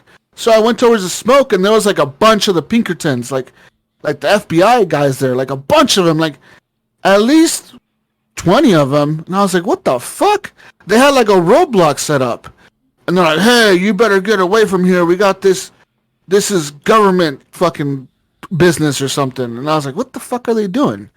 So I kind of just like left them alone. I didn't go into the checkpoint. I kind of just like was still like running around that little part of the desert, fucking doing my searching for my treasure, right? And I'm just hunting animals and killing rabbits and shit, fucking birds and whatever. Trying to just waste time, just trying to find this fucking treasure that I couldn't find, this chest. And then I heard all these gunshots, like all these fucking gunshots. I'm like, what the fuck's going on at that checkpoint? And I run back there. And there's these 2 guys, like I'm assuming they're doing like a mission or something. And they just run in that fucking checkpoint and they fucking killed all the Pinkertons. They're just fucking shooting everything, dude. And then the Pinkertons turn against me and I'm like, what the fuck did I do? I just you're an accomplice now. For this mission? Yeah, I'm just a passerby, dude. Like I'm not even part of this mission. So they turn against me, so I kill a few cops. And next thing you know, the guys we're just all standing there like in a fucking circle, like me and these other 2 dudes on these horses, and I'm looking at them and they're looking at me, and I jump off my horse and I like start looting the bodies and shit of all the dead cops, and they're just looking at me, and then one of them tries to he gets off of his horse and he jumps on my horse, and I fucking pull out my shotgun and I'm like, motherfucker, and he jumps off my horse real quick, and then I get back on my horse and they kind of just look at me, I look at them. They look at me. Go ahead, make my day. I look at them. I point my gun at them. They kind of look at me, and we just kind of go our separate ways. It's like, this is kind of like weird, you know? Like, I'm used to being shot at and killed by motherfuckers, but like, I just helped you guys finish this mission. they just kind of left me alone, you know? They're like, oh, whatever. Like, this dude, I don't know if I was higher level than them or not. Maybe that's what it was. They were just like, oh, we're not going to fuck with this dude, you know? He's higher level than us. But they kind of just let me do my thing, and they did their thing, and I just kept looking for my treasure. All the fucking dead bodies everywhere and shit. I was like, oh, cool, man. And then like, I ran into them in like the little town when I was gonna go do like get a bounty. I ran into them there. They didn't fuck with me. It was kind of weird because that's like the first time I've ever played with random, like real random people that they just didn't fucking shoot me first thing. You know, like I was like, this is kind of cool, man. It's kind of like Westworld or something. You know, it's pretty. Yeah. And then there was like this Chinese guy, like, hey, you speak English? Like some fucking dude really loud. Like his microphone was like blowing out my eardrums. I'm like, what the fuck, dude? And he was like talking about something about teaching him English or something. I was like, I'm not teaching you English, dude. He wanted to learn English, or so he was talking about something about English. I'm like, I don't know what the fuck you're talking about, dude. And he was like, no, China, something about China. And then he was yelling at me, and then he like rode away on his horse. I don't know what he was on about. Okay, definitely Westworld-ish. It's pretty fucking random, okay? Like, I don't know, dude. Yeah, that's pretty random. I was just chilling in my horse, you know? But I gotta say, man, like, Red Dead to me is like a fucking... Every time I get in there, I fucking love the world. I love every detail they put into it. I just wish there really was a lot more love that they put into that online, man. Because that online could be so fucking cool. If they just fucking, like... They don't put what they put. They're too busy with GTA. Yeah, that's the problem. You know what I mean? Yeah, that's their. It's not worth it. That's their it's baby. not worth it for them to It's work not, on Red literally, Dead. it's not. They make $1 billion off of fucking GTA 5 every year. Like, why would they even put anything into Red Dead? You know, like, And that game's crossed 3 generations. Yeah, and they're bringing it on the generation. fucking new consoles or whatever. You know, it's like, what the fuck? That game came out in what, 2012, 2013? Yeah. Yeah, it's like Skyrim or something, bro. Like, fuck, yeah, God, get that shit out of here, dude. Like, Gunny was young when that game came out. Yeah, Gunny was like fucking I had young the over disc there. in my hand. It was for the 360. I went and traded it in. I mean, it's kind of like, to me, that's crazy. Because I remember when GTA 5 came out, we kept talking about it. And I remember everyone was like, their mind was blown that Rockstar had spent $350 million to make that game. Everyone was like, that's insane amount of money. Like, you guys spent how much making this game? And they're like, yeah, we spent $350 million making this game. Damn, that's crazy. And that fucking paid off for them. That paid off for them. Yeah, you think? That paid off for them like tenfold, dude. Yeah, big time. They're probably like, yeah, next GTA, we're gonna spend $2 billion. You know they were working on that game even when they were doing GTA 3 or San Andreas, right? I mean, this was probably before GTA 4 came out, where they were like, this is our ambition, right? It's gonna be.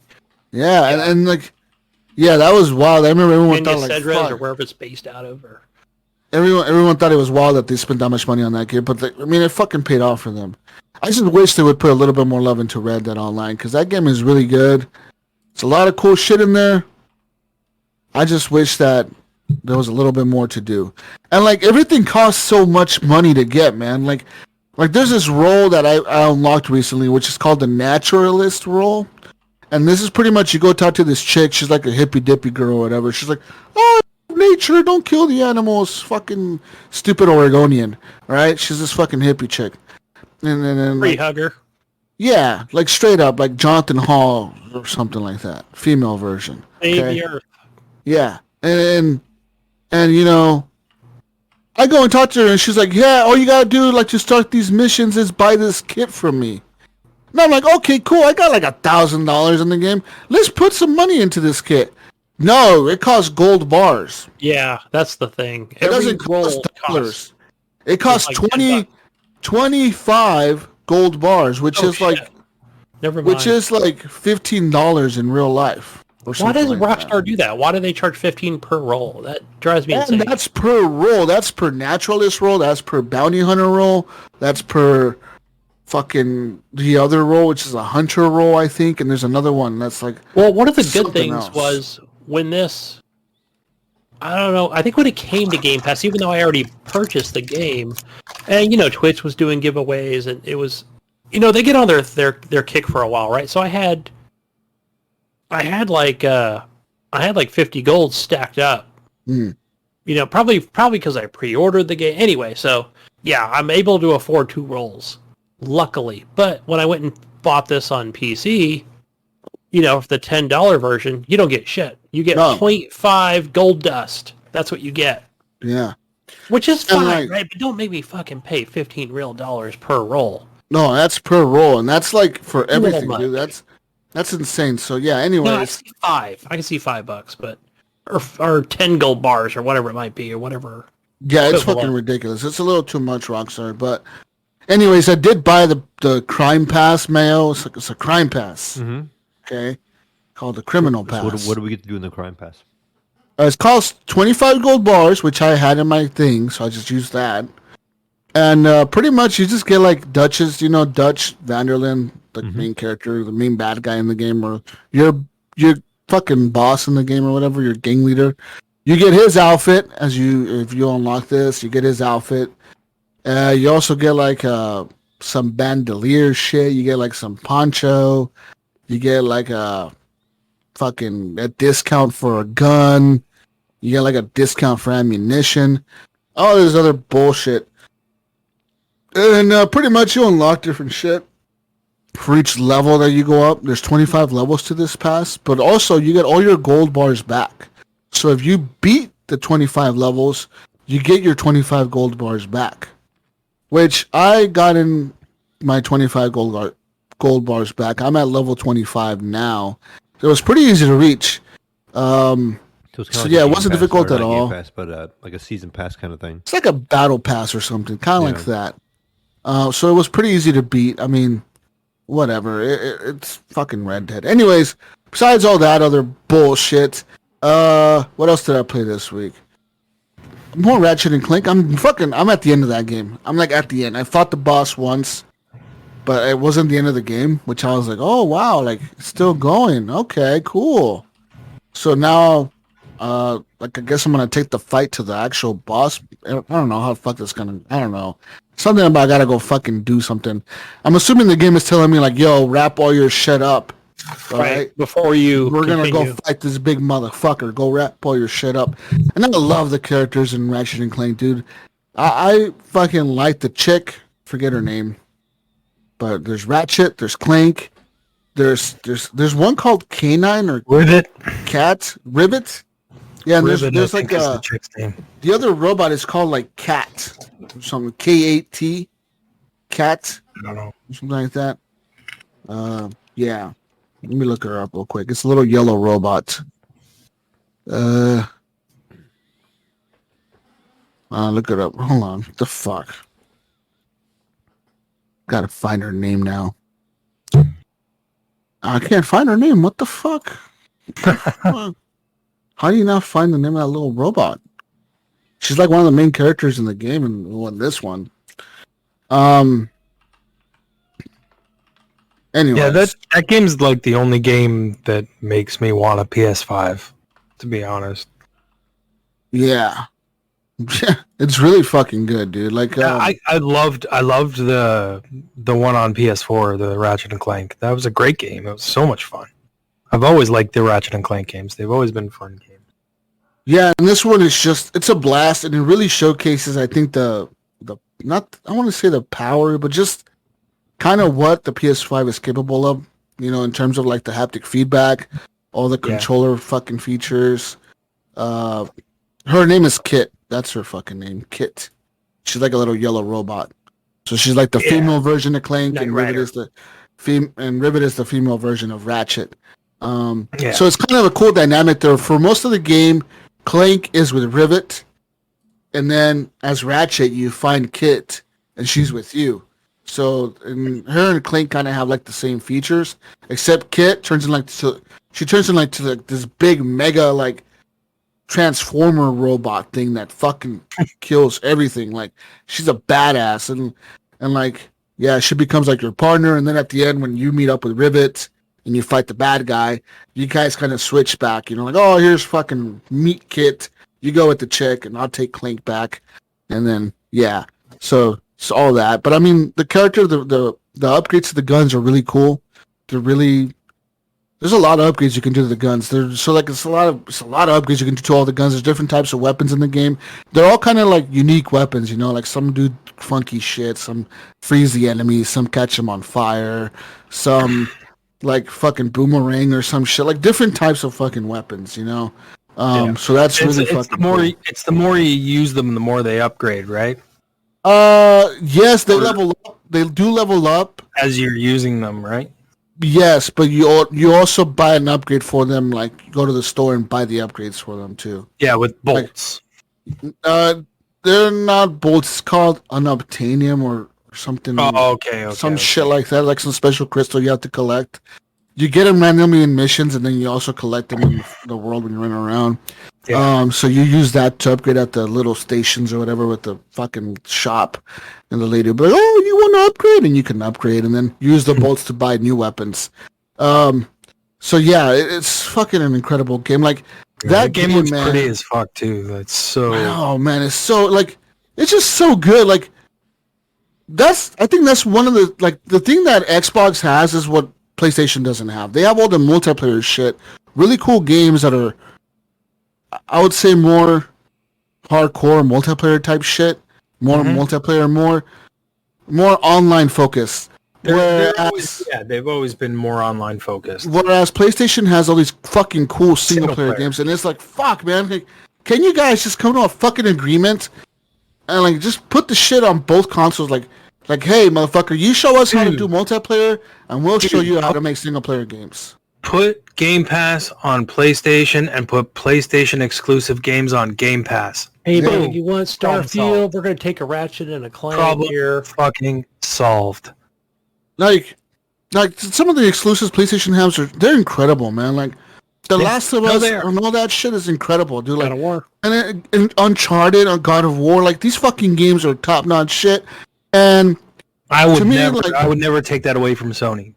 Their first party puts out banger games. They really do. And like, I just wish that Xbox had like some cool fucking game like Ratchet and Clank that's like not really an adult game but kind of is, but it's really like a kid game but not really as cartoony. Jesus, they do. It's called Psychonauts 2 and it comes out next month. It's gonna flop. No, it's not. It's gonna flop. It's gonna be trash. Mediocre. I don't think it's gonna flop. Trash, but I don't think it's gonna be 7 out of 10. 7 out of 10, right, Mayo? Yeah, 7 point. It's not gonna be. It's not gonna be a fucking, game of the year contender. Like, it's an indie game. You gotta remember that. It's not a Ratchet and Clank, bro. I'm gonna give it a 78 on Metacritic. Ratchet and Clank is a AAA version. Yes, I'll give you that. Definitely. Right, but I think Psychonauts will. It looks pretty good, man. Have you seen it? Yeah, it looks okay. Have you guys played the old one? Yes. No, I haven't. I played 10 minutes. That's it. Really? I mean, you really haven't played it. So you guys don't even know like what it's about. What is it about, Ryan? Enlighten me. I know what it's about. I haven't played it, but I know what it's about. Yeah. It's about jumping like into somebody's brain and going into their different thoughts and like. And the different sections of the brain and blah blah blah blah. Like, yeah, it's very trippy and psychedelic. It's a very cool game. It really is. Tell you it's going to be game of the year. Believe it. I wouldn't go that far. I don't think it's going to be game of the year, but I think it might be talked about in a top 10 list. Yeah, because you're going to bring it up, fucking guy. Top 10 Game Pass games. Right. Psychonauts is the greatest thing ever made. All right, listen, you got to bring up Halo at some point. But besides all that, I got to bring up Halo? Because it's going to be your game of the year for Game Pass for Xbox, dude. My Game Pass game of the year? Yeah, it's going to be Halo. We all know this already, right? Oh, man? Here we go. We already got the name for the award. Gibbs Game Pass game of the year. Yeah. Right. Fucking Halo. Anyways, I mean, Halo looks good. So does it? When is the release date for that?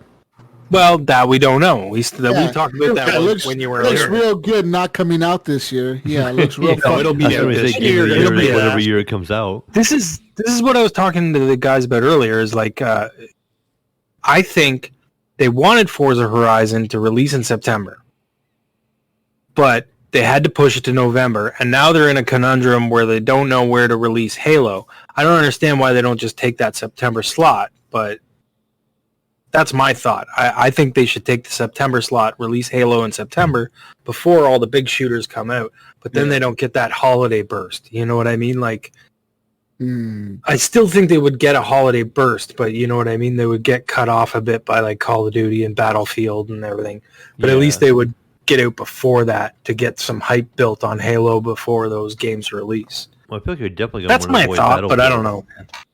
Yeah. I would stay within 2 months of Battlefield. And dude, are you excited for Battlefield, Jesus? That looks pretty fucking cool. Fuck yeah, I am. Battlefield is my shit, son. Yeah. I'm fucking hyped. You see that new trailer they released? Yeah. Called what's it called? Cool. Like Battlefield. It's called. They have like a Portal or something like that. Portal, yeah. Yeah, that was a good trailer. That was really good. So Gunny, this is pretty much like you can get in there and you create a fucking lobby, motherfucker, and you can take any character from any Battlefield and create any rules with it. That's you can have it's pretty crazy. You can have like not charging for servers. You can have like Battlefield fucking 2042 players or whatever the fuck this one's called. Yeah, it's 2042, right? Mm-hmm. Yeah, Battlefield 2042 players fighting against like Bad Company 2. Bad Company 2 players, like characters or whatever. And like you could be like, I want to do knives versus fucking defibrillators. That's like, gonna be awesome. That or like, I want to do pistols only, or I want to do snipers only, or I want to do rocket launchers only, or I want to fucking a brand new future tank versus an old tank. Hey Jesus, it's kind of like this really, really old system in an old Microsoft game called Halo, called Forge. Oh, I remember Forge. Yeah, we know all that worked out. That sounds stupid. About that. Portal sounds cooler. Yeah, it does. Of course it does. Right. Yeah, of course it does. So does Infinite for some reason. I don't know. But besides that, man, Mayo would be proud of me this week. I actually played install a new cooler simulator, real life status, on my PC. So I went to your PC woes continue, Jesus? Yeah, I went to Best Buy the day after the show last week, and I bought myself a Cooler Master RGB. This is replacing your hobo cooler that you put on, right? Yeah. All right. This is the Black Edition Hyper 212, I think.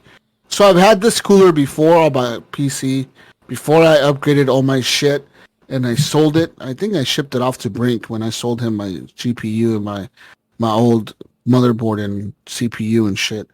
But this one actually has RGB on it, and I actually got the RGB to work the way I wanted it to work, which was the original reason why I unplugged my cooler in the first place while my PC was on, was because RGB wasn't working.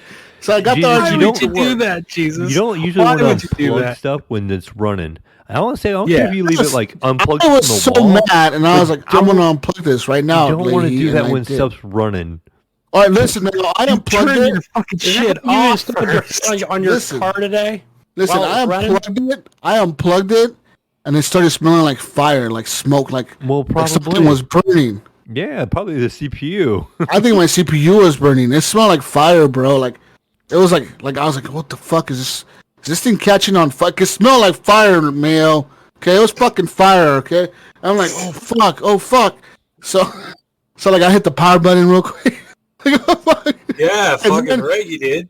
And then I tried to turn it back on, and then like the fan coming out.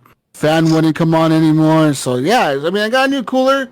It's nice. It's red and white. It has RGB. It's working.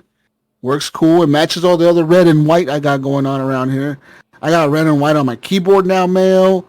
Got red and white on my mouse. Oh man, I remember back in the day when Jesus did not need any RGB hobo stuff around his life. This adds like 20 FPS to all my games at least. At least 20. Okay? Leveled up. You leveled up, Jesus. all I got is this measly RGB keyboard and mouse. Gosh, get good, bro.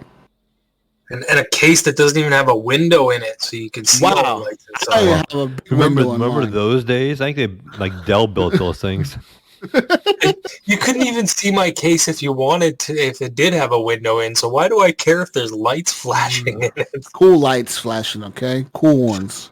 It sounds like Ryan's get the the guy that has keyboard it stuffed and in the a little mouse. cabinet beside his desk Yeah. or whatever. And It it's is. probably It's overheating. underneath my desk. It's down on the bottom. It's underneath probably my cooking desk. something right now as he speaks. Ah. He's probably. There's Yeah. enough space in there. There's enough airflow in there, and there's enough space between in the top. But it's fine. It's got perfect airflow. Put a plate warmer on top of your table. You should be good. But yeah, so I got that replaced, man, and it went really good, actually. It was actually really easy and simple to install. It wasn't a crazy fucking mess like the other one was. And the other one was like, I felt like I was breaking the fucking motherboard, dude, like trying to get that fucker in there. This one was easy. It was like you screwed right in. It was like fucking so simple to do. Yeah, I well, was the like, AMD ones usually are some kind of clamp, and they make me nervous sometimes when I would work on them. You know, they're because you really fucking have to clamp them bitch, tight. dude. Yeah, they're And- fucking tight. Like that wraith fucking prism, not the prism, but the wraith, like just the fucking- wraith. It's like Yeah, a you're bear like trap. screwing. Yeah, like you're screwing that Yeah. fucker in there, and you're screwing it in like you're fucking like motherfucker. I'm gonna fucking. You're like it's like oh man, like what the Quiet place fuck? too. Scenario. It's pretty bad. It's pretty fucking bad. That's why I like But my Intel. anyways, Intel uses the same connector on all of them, and you use those Intel 4 fucking posts and you just trash. screw them Fuck. in. don't talk to me about hobo shit, Mel. Okay. You mean hobo shit? talking And these the about- hobo shit. Don't Jesus. talk to him about no hobo Intel shit, man. Okay, no one cares about that, dude. Uh-huh. Anyways, Here we go. we bleed Here we red go. over here. Okay, AMD gang. You're like red and green. You're kind of like the Christmas light. colors over there. You got the green Nvidia and you got the red CPUs. You can't say you're team red. You're the blue GPUs over there, blood. What's up? I say I'm all for AMD CPUs because they're cheaper and they work as good, if not better, sometimes than the Intel ones. Yeah, they work But better. the GPUs for multitasking. Yeah, but the GPUs fucking are trash. I would not buy an AMD GPU. You could not get me to buy one. You don't want I to pay. don't You give want a to pay fuck. $2,600 I for one don't of these give a fuck. 6900s? I don't give a fuck if it's that super fucking 9069 XXX one. I ain't buying that shit, bro. All right? I'd rather run a 2060 than some 6 fucking... months from now, Jesus buys one. I got a new Right. GPU, guys. It was Get a $2,600 GPU. and it was a 6900 XT. Yeah, no, like, I don't know, man. I wouldn't buy an AMD And one. then 2 Anyways, weeks later, he talked about selling it. yeah, Yeah. because it doesn't have ray tracing. This Right. fucking ray tracing is trash. What is features, this no DLSS. bullshit? Yeah, what is this fucking no DLSS trash? Fucking Cyberpunk runs even worse on this. Well, that's the thing that NVIDIA has that people don't realize is they have so much technology. Yeah. Not just the graphics card comparison, but NVIDIA has the sound, where they block out the Yeah. background sound. They have, ray tracing. They have DLSS. DLSS, and then They have a lot of features like that Yeah. that they implement into their drivers where AMD doesn't give you that. They AMD has some They form have- of they have fucking ray some- tracing, they have some but stuff, it's not but- supported by every fucking game. It's like 1 or 2 games support it, and that's it. It's usually Ubisoft that's, but like I said, Ubisoft does everything on everything. They don't give a fuck, dude. I bet you if we made a console and released it, Ubisoft would come out and say they fucking put their games on our shit. oh yeah. Yeah, they would. Oh yeah, we put the game on the HGP console. Yeah, we put Rainbow Six on there. Yeah, it's all there. Woo! Support them. Ubisoft doesn't care, dude. They These have their stuff motherfuckers- everywhere. Yeah, they put their shit everywhere. They're like, whatever, dude. We don't give a fuck. The shit could run it. We're putting it on there. You got Um, it. Even on yeah. the fridge, man, they'll put it on there if they could. They They- put Siege they- on there. They're heavy launch supporters too. A lot of the time. A lot of the shit, yeah. If you look at the releases of consoles and when they release, and the Yeah. release of Ubisoft games, they line up. Yep, like an Assassin's Creed or a fucking Splinter Cell or a fucking They always support Nintendo. Watch Dogs or a fucking something, Yeah, they even do Nintendo shit exclusively for Nintendo. Well, look, they even supported Epic when they launched their store. They Yeah. partnered with Epic Yep. right away. Yeah, that's right. Speaking of Watch Watch Dogs, Ryan. And Stadia, didn't they? Yeah. And Luna. Even, Yeah. and Luna with Amazon. Yeah, they're like, they don't give a fuck. They're like, yeah, we're doing it on They're everything. everywhere. Yeah, Those we're French Canadians are fucking everywhere. I would do it. So Hey, I guess we can anticipate a Steam Deck game made by Ubisoft Oh, yeah, right most away. Sure. Ubisoft. oh yeah, Ubisoft Nah, probably already it's not came a out big- and said, It'll That's be not on a there. console. They won't care. no, they will. They'll put it on everything. They don't give a fuck. Like, oh yeah, our games are coming to Steam. No, they Deck. know it's Yeah. gonna fail. No, okay, no, now. They know that Steam will Oh just my not support God. it a year Oh after, my and it'll be God. in the bargain bin for $50. I got sell mine for 1,000 before it hits that. Yeah, you got to get it right away. Yeah, as soon as you get it, resell sell it. it. Yeah, Yeah. resell that shit right away, right? Like, yeah. I don't know why you bought that, man. I'm You bought gonna the high-end resell model it. too, didn't you? Yeah. Well, the high-end one is the only one you should buy. The other ones are trash. Yeah, they are. The high-end one comes with like the nice glass and shit. It comes with like Yeah. all the cool shit. It's With the not nice, it even comes with like a case and shit. I mean, the That'll be middle the grade one- model, I don't think would be that bad. It just doesn't have the etched glass. It's like That'll be fuck the one off. at the video Etched game glass. museum. Like, come on, like It's like not having ray tracing, Ryan. Come on, it's not that good, bro. not having etched glass is like not Yeah, having but- ray tracing. Yes. Whether It's it like fails having or an not, AMD GPU. it's gonna get better. It's really the memory that you're paying Yeah. for. That's what you're paying for. And yes, that top end model has the fastest memory. and so- the largest. yeah, and the largest. So. Ooh. Regardless, And Brian, the etched glass. Mm. if it fails or not, it's still gonna get more press than the Atari VCS did. Yeah, Already. that's Well, trash. I mean, come How on. many? What happened to? Let's look up the VCS. What happened? Oh, God. Oh, it's Why? So I'm looking at the VCS now. It's still on sale at GameStop. Yeah. How much do they Oh, charge? I bet. How much It'll do they be rip people off for? Oh, it's still full $300. price. Still full 300. price. Gotta Yeah. be. Yeah. Just came in.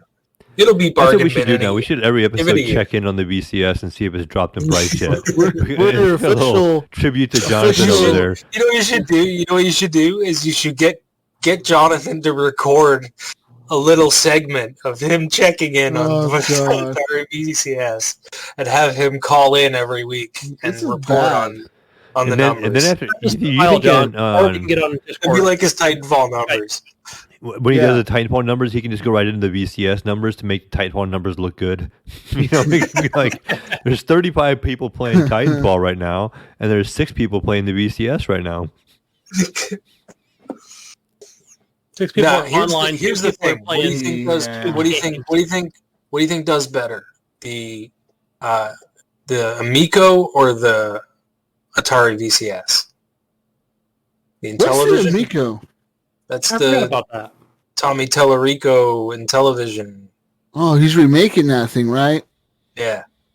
Or even to throw another one in, that stupid thing that has a little windy crank on it. The fish thing? No, what the hell? is The it Amico called? looks a little bit cooler. It looks like more modern. Yeah, you know what? It looks like a modern version of a retro console, and I think they're Yeah. kind of going for that aim. That's what they're aiming for. You know what Looks I mean? cool. Like Man, I like this look. more of a have party games with your family in the living room kind of. Yeah, up to 8 vibe. players can play together. Nice. Yeah. I mean, that's pretty cool. Yeah, it's like a family game night. Get together Yeah. around. Exactly. Right? Hey, Mayo, let's bust out the Amico and get together. No one's doing that, okay? We'd rather No, play right now. No one's doing that, dude, okay? Everyone's just going to I'm play just on their saying, phones. That's the market that they're aiming for is the Wii market. You know what I mean? Like people Yeah. that bought a Wii and like those party games and stuff like that. And I think that's the kind of market they're going for with that. Hmm.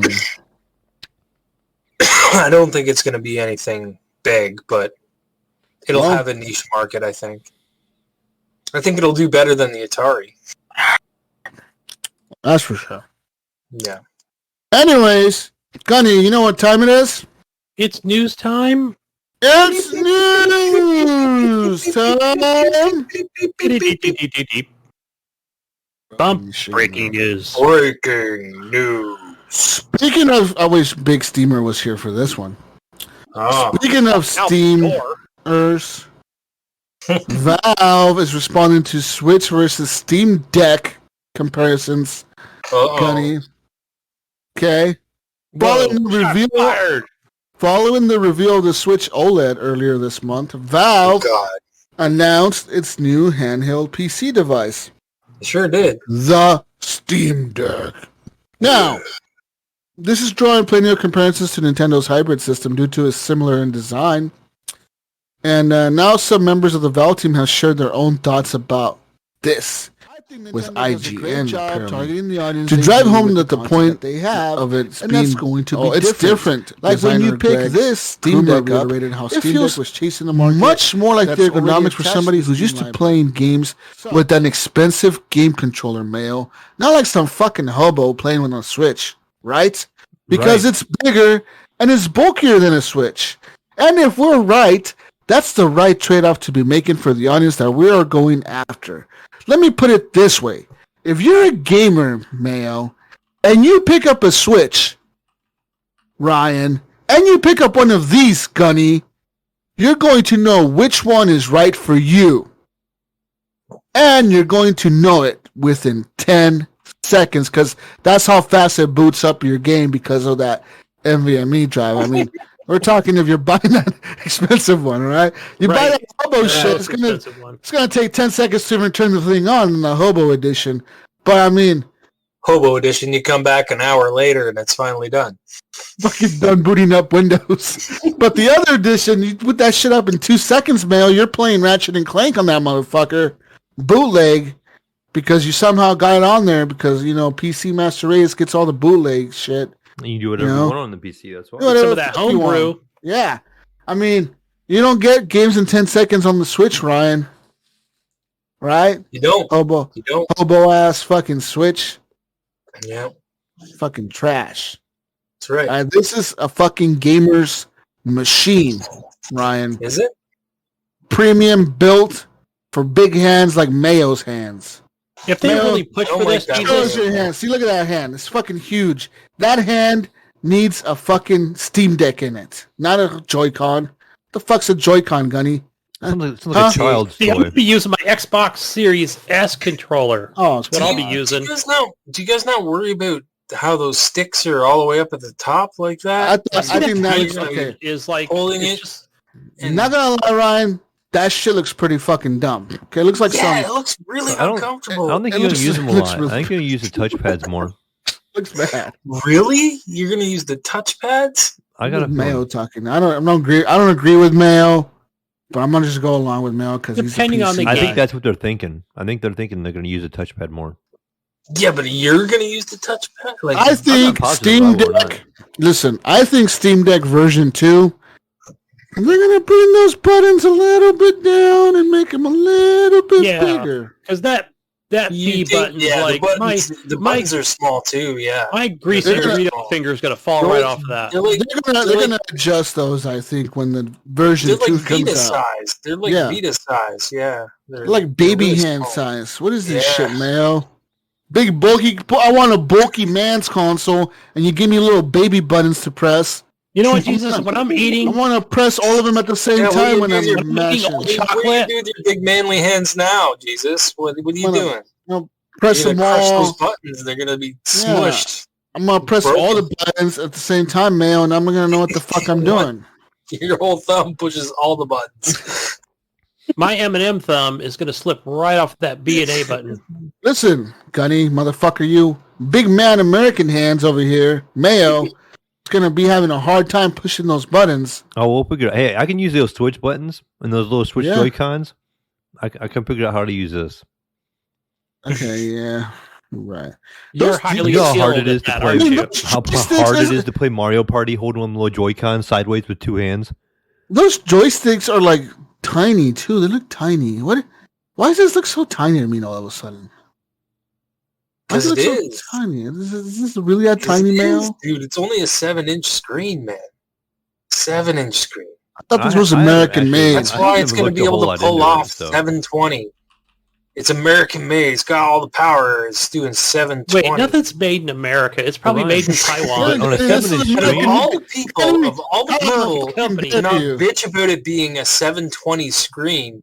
The PC master race is not saying anything about It's this. because I it's a know, small that's screen. a complaint. If Microsoft released a console that ran at 720 right now, they would get their asses handed to Well, them. There would be no pitchforks shit. and- We Yeah. it we would be expect better from Microsoft. Okay, it's an American company.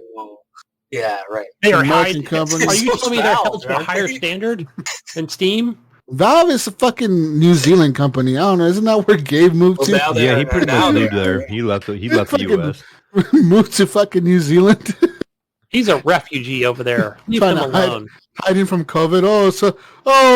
Poor billionaire Gabe is struggling, stuck in New Zealand. It must be so hard for Didn't he him. meet up with that, He that bought virgin a guy? resort in New Zealand and Yeah. is living there That virgin guy, he's got an air balloon. And he Must went be outer so space. hard for him to live on a mansion on the beach in New Zealand. I think he picked him Oh. up in his hot air balloon. The Virgin Atlantic guy. Oh, it must be so hard for him, Gunny. Poor guy. He has nowhere to park his yachts. Oh, what is he gonna do? Oh, He's just going to build a new freaking place to put all his yachts fuck over that New guy. Zealand. Fuck. Tell that guy we need bigger buttons, man. This is American fucking made All for right. American hands. Or you need bigger buttons, all right? We want to compete against the fucking Joy-Cons. Just like We just need like how don't you worry, Jesus. just like how you Bigger You can email. buttons. dock it. You can Phil dock it Spill. using mouse Oh. and keyboard. Oh, I'll email Gabe. Since you email Phil all the time, I'll email Gabe. Oh, email. Okay, I'd you be got like, email. Are you going to Hey, tell him Phil. nice button placement? Just like Listen, how you me said, and- Phil, nice jacket. I'm gonna be like, hey, Gabe, nice yacht. Nice you yacht. need bigger buttons. We need Nice New bigger Zealand buttons. resort.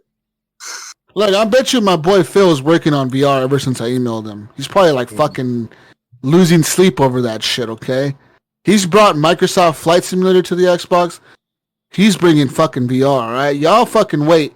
When my boy Phil comes on stage next year at E3 and he's fucking wearing some fucking Oh, yeah. HoloLens. One more thing. HoloLens fucking he walks out and trips over the wire because he falls over. And like, nice not jacket, worth bro. It's Got not VR, worth it. man. Yeah. It's It's not worth worth it. it for them That's right what I now. mean. It's gonna be worth it when you fucking see Phil wearing that cool headset and jacket. No. Yeah, man. Look, guys, I'm playing Master Minecraft. Chief, right? Look, That's what it's look, look like. guys, I'm playing Minecraft in VR. He's gonna be showing the Minecraft. He's gonna be mining, punching a tree or something. It's going to be a They They Master did that Chief. already. They did Oh, that. they're gonna do it It's again, Ryan. They're gonna do it again, No, okay? No, they're not. Then They're they're gonna gonna leave come that shit out. in the past. They're gonna leave that shit in the Look, past. man, Hey, we're playing. VR is Ryan, done. Hold on, man. Look. Don't you wanna play HoloLens has turned Forza? into something completely Horizon different that's 5? being sold to companies and stuff to Look, use. man. They make their money off of that in a different way. It's not going to We're intertwine. playing. We're I don't think playing. they're gonna intertwine it at We're all. playing Starfield. We're playing Starfield in VR. Yeah. Yeah. We're fucking chilling, playing Alright, Starfield in Phil, VR. man, smoke another one. Listen, No. listen, all right? They made their money on HoloLens. They sold that shit to the military recently. Yep. The U.S. American military, not the Canadian military, Ryan. I don't hear I know. you Canadians supporting them, okay? American made for American military bought like a $25 billion contract for HoloLens, all right? They're going to be equipping every fucking soldier out there looking for the Taliban with some motherfucking HoloLens. They're going to be like seeing those motherfuckers in Okay, so when they're not fucking doing HoloLens. that, they're playing Halo. Yeah, and then they could chill when they're not shooting at Hey, people. They could guys, just They, chill. train playing Everybody gets Halo Game Pass. VR. Halo and Minecraft augmented reality. That's it's a cool pastime for the soldiers, man. All right, It's not man. going to work, Jesus. It's not going to work because they're all going That's to be a out there. $20 billion. All the Listen, commanders are going to Gunny. be like, all right, it's go time. Let's go kill them terrorists. They're going to Listen, be like, Gunny. one more level, man. It's One more $25 level. billion contract. The U.S. Army said they're going to equip every infantryman with fucking HoloLens because it apparently is going to improve their fucking aim and their tactical fucking readiness. All right. Hey, I don't know, Gunny. 5 years from now, when every fucking soldier's wearing HoloLens out there in fucking Iraq, we'll see who's right, Gunny. Okay, motherfucker, you. They're going to be shooting real guns, so that could be it. Canadians- That could The pose a problem. Canadians with their outdated military are going to be out there with muskets. Telling them, hey, we're here to help, guys. Oh, hey, we got Tim Where the hell Hortons. did we go, huh? Hey, We all brought coffee, eh? we got our Mounties. They're here to help. You guys want to play some hockey? Americans out there with some Battlefield 2042 shit wearing HoloLens. Like Canadians roll up with their Mounties. Raccoon hats, eh? Stroll up on mooses. Anyways, all right, man. What do you think? Steam Deck. Let's predict right now, man. Was I right last week when I said Steam Deck is dead in 2 years? Was I right or wrong? That's a hard one. It probably will be. I think it's gonna die, dude. I just don't. I think that where Steam fucked up. I guess Steam really couldn't do nothing about it, right? Because Steam, as much as Steam puts these indies and people discover these indie games on Steam, Steam doesn't own these games. They don't buy out these developers. They kind of just give them a platform to put their shit on, you know? Right. Whereas Microsoft and Sony do buy out these motherfuckers. Like, no, motherfucker, we're buying Minecraft. We're like, Sony is like, no, we're buying this other fucking, whatever the fuck they buy. I don't know. But whatever. You know what I mean. You know what the fuck I mean, right? Like, these companies buy out these fucking developers. Exclusivity deals. Yeah. Whereas Steam never does. Like, no. You think about Steam, what is a Steam exclusive? Is there a Steam exclusive? What is it? No, not really. Valve games. Yeah, well, Valve? Well, no. Alex. Well, I guess Half-Life VR. Half-Life Alex. Yeah, but that's VR, right? But I know they're making a non-VR version. I know what you're saying, Jesus. I know where you're going with this because like Sony, look at Sony with the the Vita, right? Where they had like Uncharted on there, they had Ratchet and Clank on there, they had games on there that were PS exclusive titles, like PS made titles. That Vita did pretty good, right? There was a couple iterations of it. The PSP did good. PSP did good. It went from Vita did good, but it wasn't anything. PSP was just a hacker's paradise. Yeah. Oh yeah, I hacked that thing right away. And that's what this is going to be. You talk about the PSP being bad. It was successful. It was really good. bad. Especially if you can download Windows on it and just manipulate it pretty much. How long of a run did the Vita have? Does anybody know how long the Vita had a long? The Vita is still being sold in Japan, Gunny. The Vita, matter of fact, outsells the Xbox Series X in Japan. Yeah, listen to that PlayStation Only podcast where they talk about releasing games for that. Yeah, so it probably is over in Japan, and they do. They outsell the Xbox. Well, nobody buys the Xbox in Japan. That's nobody why. buys the Xbox. They sell like one a month. It's one soldier where they're buying the Xbox. Right. but like what I'm saying is the thing he breaks it every week and just buys a new one. Right. It's gonna fail in my opinion because they fucked up and they let the Switch. They let the Switch take all their cool games. Everything that's been on Steam that's kind of like, this is kind of like a quirky game that's on Steam has come out on the Switch. Everything. Yeah, it has. Everything. I mean, you will have some of your... I ran across an article today while I was looking at the news. I didn't put it in the news, but they were saying that pretty much they haven't come across a game yet that won't run on it. Not that that's a big deal, but to me, I think where they're going to succeed or fail is their marketing. And I don't think... How do you market right? a $600, $650 fucking handheld? That's like how do you even compete with Nintendo when they're half the price? Right. And everyone, that's the thing. Everyone knows Nintendo. Right. This is like a new challenger coming into the ring to fight against fucking Floyd Mayweather, and it's like some dude you never heard of. Right. You're like, who the fuck is this guy? That's what I think their problem is. And I think that's what the problem was before. It's they're not known for their hardware. So it's this thing, you don't see Steam advertisements. You don't see Steam anywhere. People think about Steam and like, dude, like the other day I was talking to one of my coworkers about this Steam Deck. He didn't even know what Steam was. He was like, what's Steam? Right. I'm like, dude, that's where people buy like other PC games. And he's like, yeah, if people don't play PC games, they probably don't know what Steam is. Yeah, he had no idea what the fuck. When he saw the Steam Deck, though, he was like really interested. He's like, oh, wow, this thing actually looks pretty cool. Like, you can play it's like an adult Switch. Yeah, he was like, holy fuck, you can play like anything on the PC on this? I'm like, yeah, pretty much. He's like, wow, you can dock it? He was like, look, he was actually going to think, he's thinking about buying one now. And I'm like, holy fuck, like this dude doesn't even play. He plays PlayStation and shit. Like, he doesn't even play on PC and he's thinking about buying one. So, like, I think there is a market for this. But I think that they really need to advertise it as a need to hardcore get this machine there. or something. They need to get this in the Walmarts and the Targets and the Best Buys, not just online ordering it through the Steam store. I don't think they do, though. I don't think they do, Mayo. I think that's a cost that's going to kill them on selling these things. It's not worth it for them to ship it to all these retailers when they can just sell it direct from themselves. But Ryan, you got to get it out there, though. Spend money to make money. They You cut have a to spend huge that money. cost. I understand it's a I high know, cost to advertise. It's a high cost to ship it to Targets and This Walmarts is and I Best think Buys. they an know- attempt at getting into the living room and getting in the hands of everybody. They failed on Steam Deck, or not Steam Deck, but they failed on the Steam Link Controller. and the controller. Think And about this is Steam Gabe- Link, this is the Gabe's controller, thing. He and the wants- Steam Box. He wants to build. Steam Box, Steam Link, and the controller. He's All always failed. said, How I want to build is a VR console. I doing want for to them? build something Probably that's successful. in everybody's home. Not- It does okay, Gunny, but I mean they have the highest end version of It's $1,000 of VR. right, isn't It's the most expensive version, so it doesn't sell as well as an Oculus Quest or They're whatever. like the Apple of VR, right? That with Yeah. that index, Yeah. it's called. Yeah, yep, pretty much. They have the high end version of it. So yeah, long story short, I don't think it will be around in 2 years.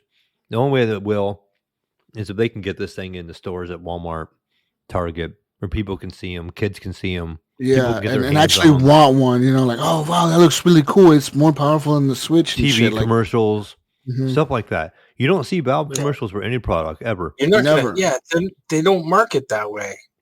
They Never. never really have. Yeah. I feel like they need to do something like that to be able to succeed. Yeah, Although, they'll get the I mean, gaming you know, community. they the did Steam have- community they will did pick them have- up. But They did have like the Steam stuff in stores. You know what I mean? Like they have before. yeah, I Buying a remember when they Steam had Link, the you could Steam buy Link instead of GameStop. GameStop or whatever. But, yeah, but and- even then, people were like, "What's that?" Like a lot of people didn't even know what it was. yeah. And so, like you said, like Jesus said, some people don't know what Steam is.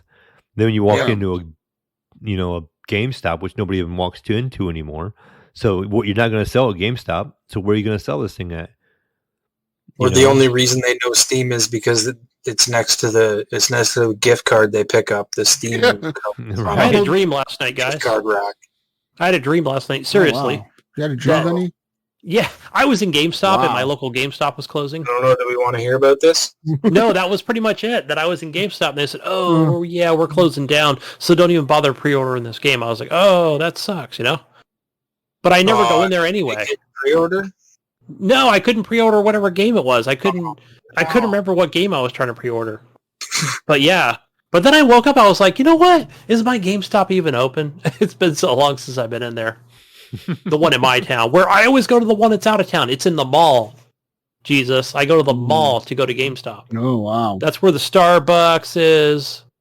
That's where, the other stuff where the wife visits, Whole Foods and Target. It's Right, funny these are all that these they're like the anchor of some of these rundown malls anymore. Like, you walk into an these old are mall like, and it's got one GameStop and a jewelry store and something else in there, and that's it. yes, correct. It's across the street. It's across the way, right? Which is the jewelry store and the T-Mobile store.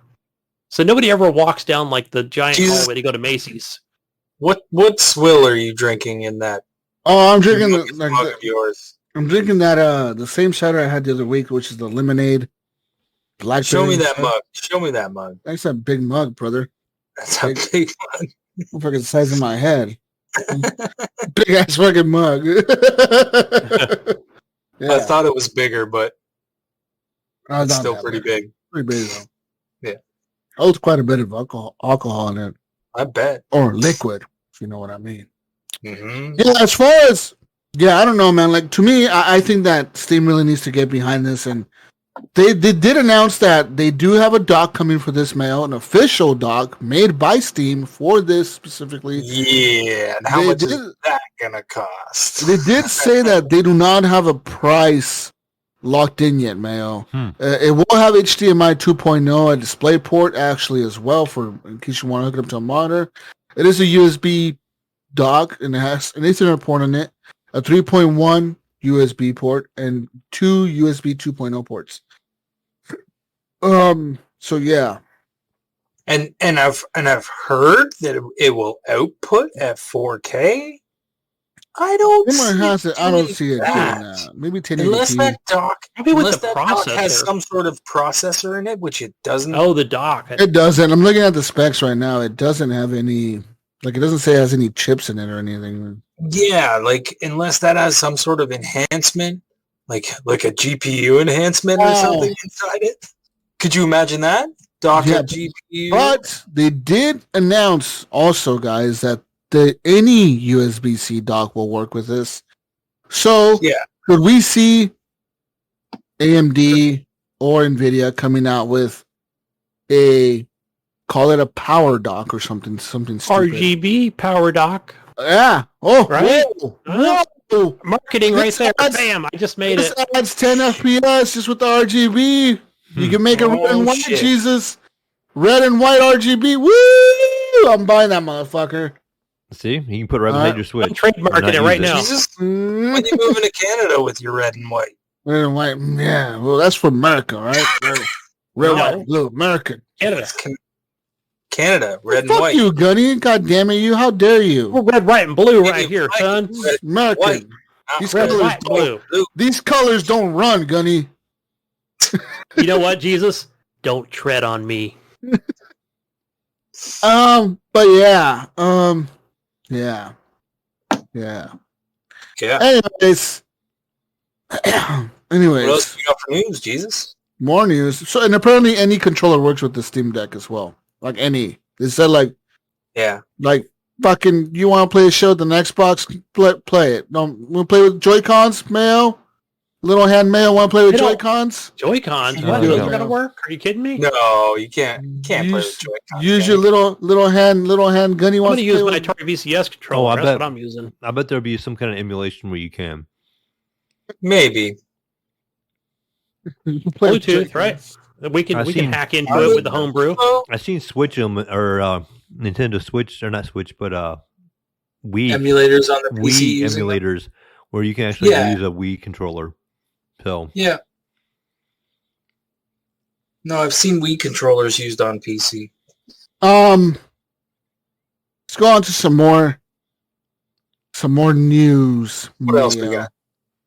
Give us some the good old favorite Gunny's favorite company, Activision. Oh boy. Oh yeah. Blizzard. Listen, Gunny, listen. Mayo, you motherfucker, you Mayo. Over 20 current Mayo, not former Mayo. Current. That means now, Mayo. They're now. Thank you for letting me know that means now. They're in the building right now, Mayo. They're in there. They're working.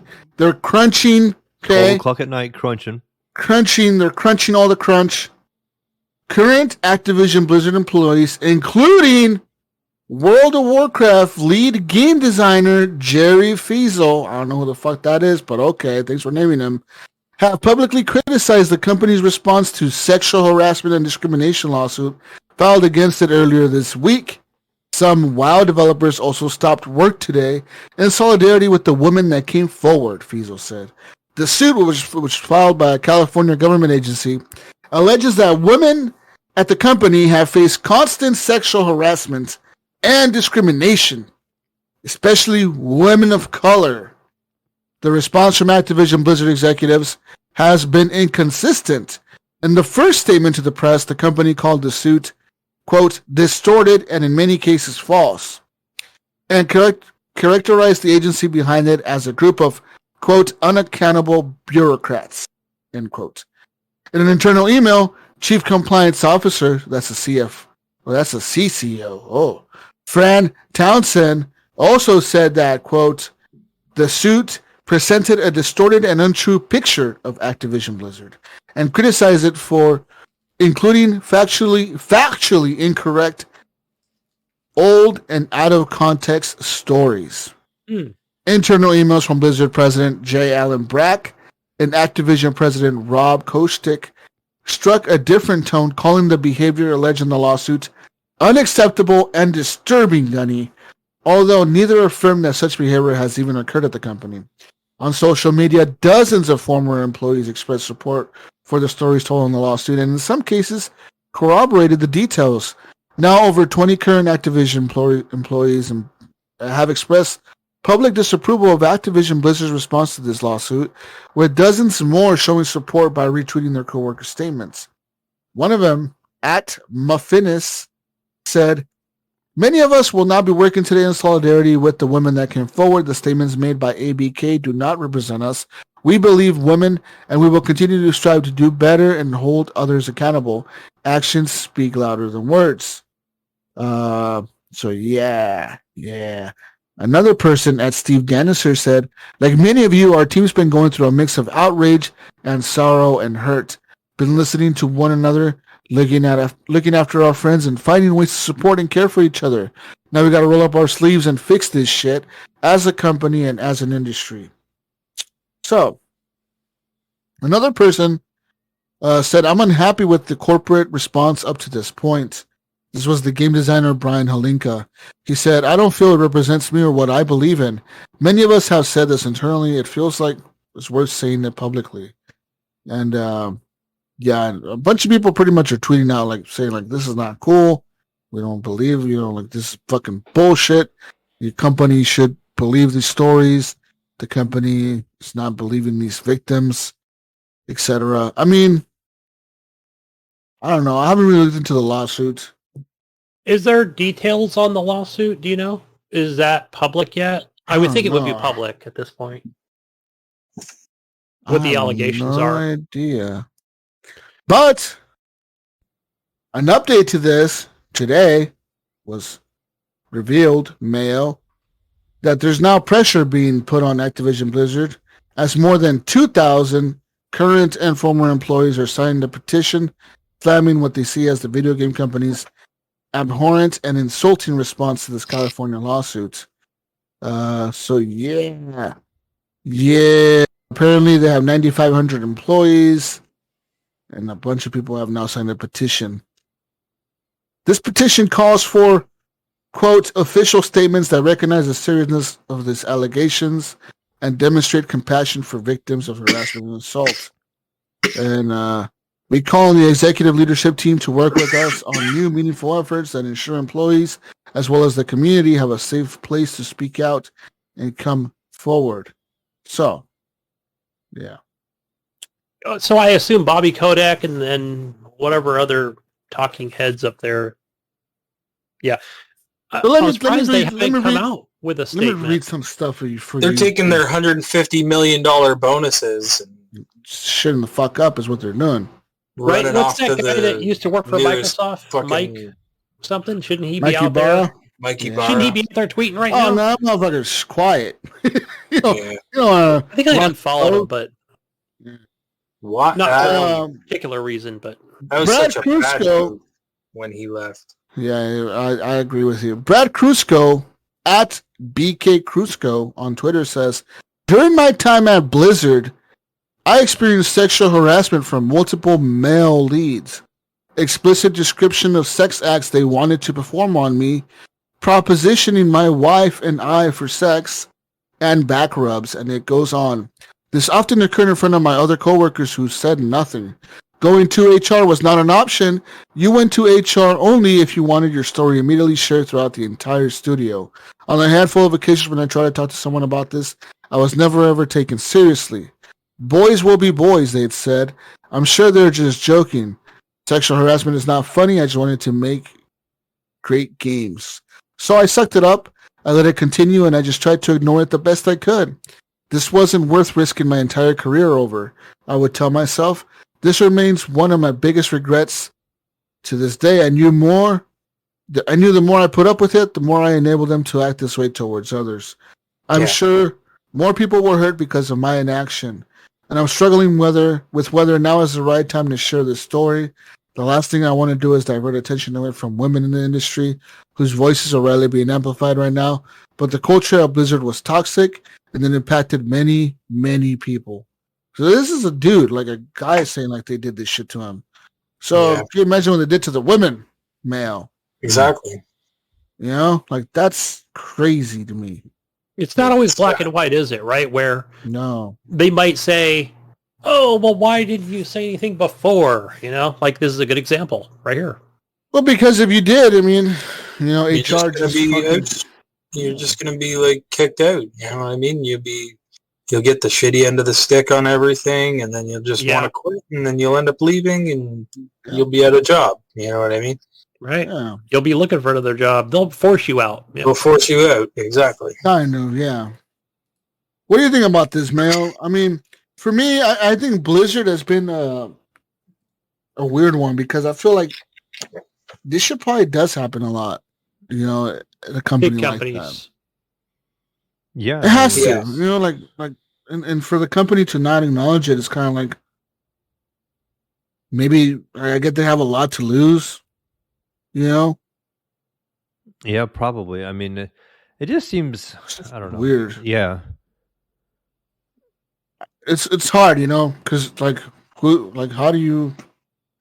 It's sad. It makes you like think, fucking, do you really want to support these companies? Yeah, You know what I mean? Like, Ubisoft went through the same shit. You know what I mean? Like, Ubisoft had a lot of crap going on in their neck of the woods, and Yeah. a Same lot thing of people got really angry about it. It's So- just hard because I feel like with everything, like you pull that curtain away when you really see what's going on in the background. That Yeah. kind of stuff's everywhere, unfortunately. Yeah. And Yeah, it is. right now it's Activision and Blizzard's time to get that attention. But Yeah. you've heard so many companies From out Ubisoft, from other fucking Already. shit. Even from Naughty IGN. Dog. Yeah, IGN was another one. Yeah, Who makes Dota 2? Who owns Riot. 10? Yeah, Riot. Is it Riot that That's a kind of went big through one. it? The one Yeah. that Tencent owns a portion of, or half, or Yeah, all of it. Yeah, They own all right. of it. Right? All of it. That's it. Yeah. So I actually got some details here, guys. So it says here that a 2-year investigation by a state agency found that the company discriminated against female employees in terms and conditions of their employment, including their compensation, their assignments, their promotions, and their terminations. Company leadership consistently failed to take steps to prevent discrimination against women, harassment, and retaliation against them. According to this complaint filed in the LA Superior Court by a bunch of female employees, it says here that female employees make up around 20% of the Activision workforce, and they're subjected to a pervasive frat boy workplace culture, including something called cube crawls, in which male employees will drink copious amounts of alcohol as they crawl their way through various cubicles in the office, during which they often engage in inappropriate behavior towards female employees. Wow. The agency alleges male employees will play video games during the workday while delegating their responsibilities to their female counterparts. They will engage in sexual banter and joke openly about rape, among other things. Female employees allege being held back from their promotions because of the possibility they might become pregnant, being criticized for leaving to pick their children up from daycares, and being kicked out of lactation rooms so male colleagues could use the room for meetings. Female employees working for the World of Warcraft team noted that male employees and their supervisors would always hit on them, make derogatory comments about rape, and otherwise engage in demeaning behavior, this agency alleges. The suit also points out that to a female Activision employee who took her own life while on a company trip with her male supervisor. The employee had been subjected to intense sexual harassment prior to her death, including having some nude photos passed around at a company holiday party, this complaint says. The agency seeks an injunction forcing compliance with workplace protections, as well as unpaid wages, pay adjustments, back pay, and lost wages and benefits for all the female employees. Wow. They've really gotten away with a lot for Well, Sounds like that just a really... big male Yeah. party house over there. Yeah. Wow. I mean, a cube crawl? I've never even heard of that. Yeah, no They're doubt. fucking... Wow. No wonder they can't put any games out right now. You're fucking out getting drunk Right. and I hitting they're all on at other home, girls. working from No wonder we but can't get a apparently Diablo game right now, or Yeah. get a mobile one soon. And but- now I don't want one. Like, it's like I It's like, wanted wow. one, but you hear this stuff and it's like, can I even spend money on a game that these people have made? You know, I don't know. One of their employees, this lady killed herself. Yeah, and her nudes. About that. I didn't know she. Yeah, I thought it was just her nudes were being shared around in a holiday party. Yeah, like, damn, dude. Like, no wonder. I can tell you, we went through. No wonder. We went through the employee California training thing about. I think it's actually required. Every California employee of every company, whether it be anything. I think it was about 3 months ago that was another thing about, us as employees, like that, we are responsible for things that we do, at work and outside of work, right? Whether it be, displaying nudes online, Facebook, or just another fellow employee and stuff like that. So it's kind of a shame that, I'm 100% sure that these people went through that same exact training, that they should know better. There's that accountability, man. Can't do that. Oh, wow. Apparently during the trip where the lady took her own life, the male supervisor who was on that trip with her had brought butt plugs and lubricant with him on the trip.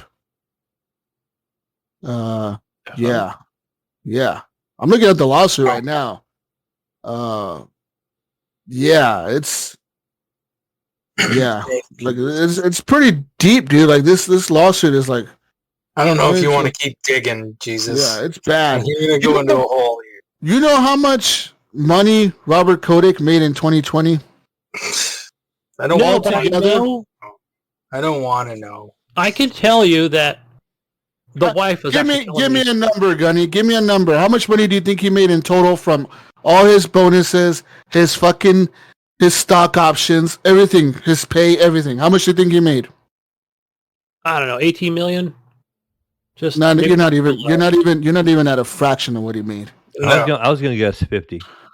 Nope, not even half. He made $154 million last year. 150. Let me read that number for you. Take home. $154 million, Mayo. In 2019, he made $30 million. In 2018, he made $30 million. Damn. That's in all his stock options. His salary is only $1 million and $1,494,000, but the rest was in bonuses from the revenue they made from the games, from all the bonuses, from all the sales, from all the player revenue, they from laid all that off shit. 900 people. Yeah, $154 million fucking dollars. We can't afford to have these people working for us. Holy fuck, dude. That's insane, dude. Didn't they give them gift cards or something to spend on the fucking Blizzard store, which is insane, which is... But that was part of a severance package. That wasn't all they got. I figured that. They got a severance as well. They gave them a $200 card for the Activision Blizzard store on top of their severance. I don't know whether their severance was fair or not. That's not up to me to decide. Well, they should have put that in there, but I know I actually knew that little tidbit, but I was like, why did they are they not saying that? Is it they don't want to just say what it is? I guess each one's going to be different, right? The bigger picture is that this guy's pulling in. This guy, two different people are pulling in $150 million a year for themselves alone.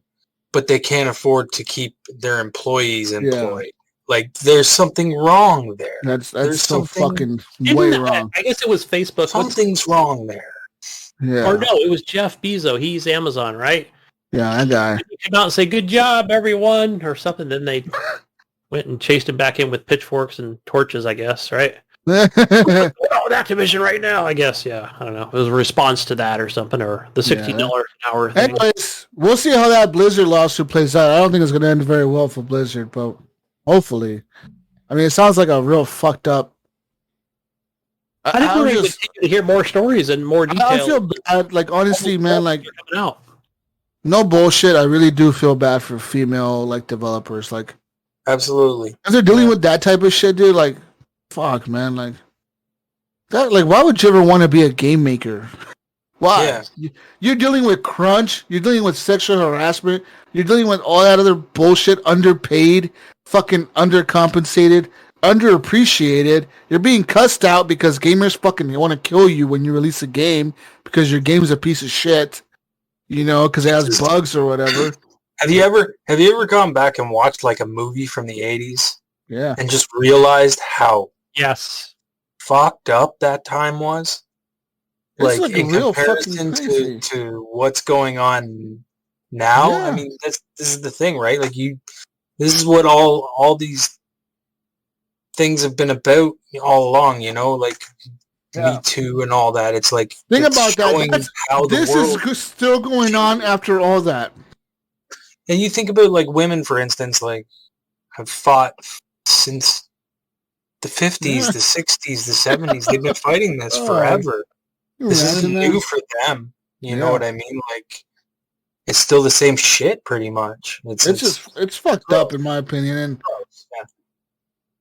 yeah. yeah, I feel like the gaming industry is very new in terms of like being popular and huge. You know what I mean?